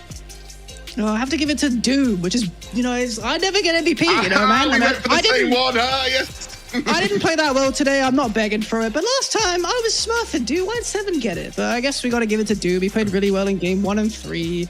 I guess we'll let Doom have it. I mean, whatever. Like, I'm fine with it. Okay, I might have spoiled the surprise, but, I'm glad that you said Doom. Snitch, thank you so much, mate. We're going to let you go. Hope you have a good month, obviously, in the build-up to Barcelona, and I'm sure we'll see you very soon. Thank you. That was totally worth spoiling the surprise. I don't mind that. It's totally worth it. No surprises when we get to the MVP. It will be Doom. Good performance in the last game. Really strong performance in the first game as well, was, I think, the key thing. And I want to focus a little bit on Doom's performance before we go back and talk about some of the interview with Snitch, because I think there's some really important things to talk about there. Doom, I think today is his most reliable performance that we've seen, where like the team seemed to be more on Doom's shoulders, perhaps, than in previous games where it hasn't been as necessary in moments. Maybe I have an odd read on that, but that's how it felt watching it. Yeah, I think the first game was just all about survivability, really, for Doom, and just doing really well to just deny Team Queso from jumping onto him. But he did so well. He landed multiple shockwaves. He did really well on that Orianna in game number 1. And as we see the MVP, obviously, like Excoun's already spoiled for us already. It's going to be Doom. But yeah, overall, a great performance in game number 1. Doing really well in the Orianna pick. And like I said, probably his best AP mage performance of the entire WREC. We know what Doom can do on these AD carries, like we saw in game number 3 as well on Tristana. But sometimes on an AP mage, it's not something that's really up his alley. Like I said, you see on the streams all the time, he loves to play his AD carries, whether it's Jinx, Tristana, Draven, all these picks. And he really got to show in game number 3 that if you give him an AD carry, if you can put him on your shoulders, then it will be all good. Yeah, it will be all good. And it was all good for RICS on the day, 2-1 over Team Queso. Really strong performance. And going back to something Snitch said in the interview, which I'm glad that we had a chance to hear from him about this as Excoundrel joins us again. Not only is there now kind of like this void of tournaments, typically this is where we see teams make changes that are not... Is that the image, or is it? Did he? Okay. Do you know what? I wasn't gonna say anything on broadcast. I was gonna let you get away with that the entire show and not comment on it at all. So I'm glad you've got it. Well, Snitch did it for me. Yeah. He said sleepy. I was like, I can't not. It's just there. Oh, I mean, it's been one of those days. It's been a good season overall. Good season. I was just kind of saying that, like, now is when teams are going to make changes to the teams that are not at Barcelona. So I think there's probably still going to be some scrims there, but it might be a little bit messier. We might have things go a little crazy going to Barcelona. Like Excandral, we've seen this at the end of every season. Teams just kind of some fall apart, some stay together, and it's going to be a bit of a Wild West for a while. Yeah, and like you said, you've got that whole month now. I think the teams that are going will likely have those solid rosters in place ready for Barcelona. And I think, when you're WRECs, you're really looking to scrim pretty consistently versus like the Game Lords and the Quesos of the region. But I think there's a lot that can happen in a month. Like Snitch said, it's not a question that gets asked a lot, but it's a long time. That's kind of the reason that I brought it up is like, for WRECs, like, now who do you scrim? You you just play against Game Lord again and again and again and then know each other inside out. Well, today Team Queso got a bunch of games under their belt with a win over Formulation and then a 2-1 series against WRECs. So Stuart, any final thoughts on today's matchups? Incredible end to WREC online qualifiers. We got all our teams now ready, prepared for Barcelona. So I'm just really looking forward to that overall, and just more Wild Rift action. That's all I want to see. Just give me more.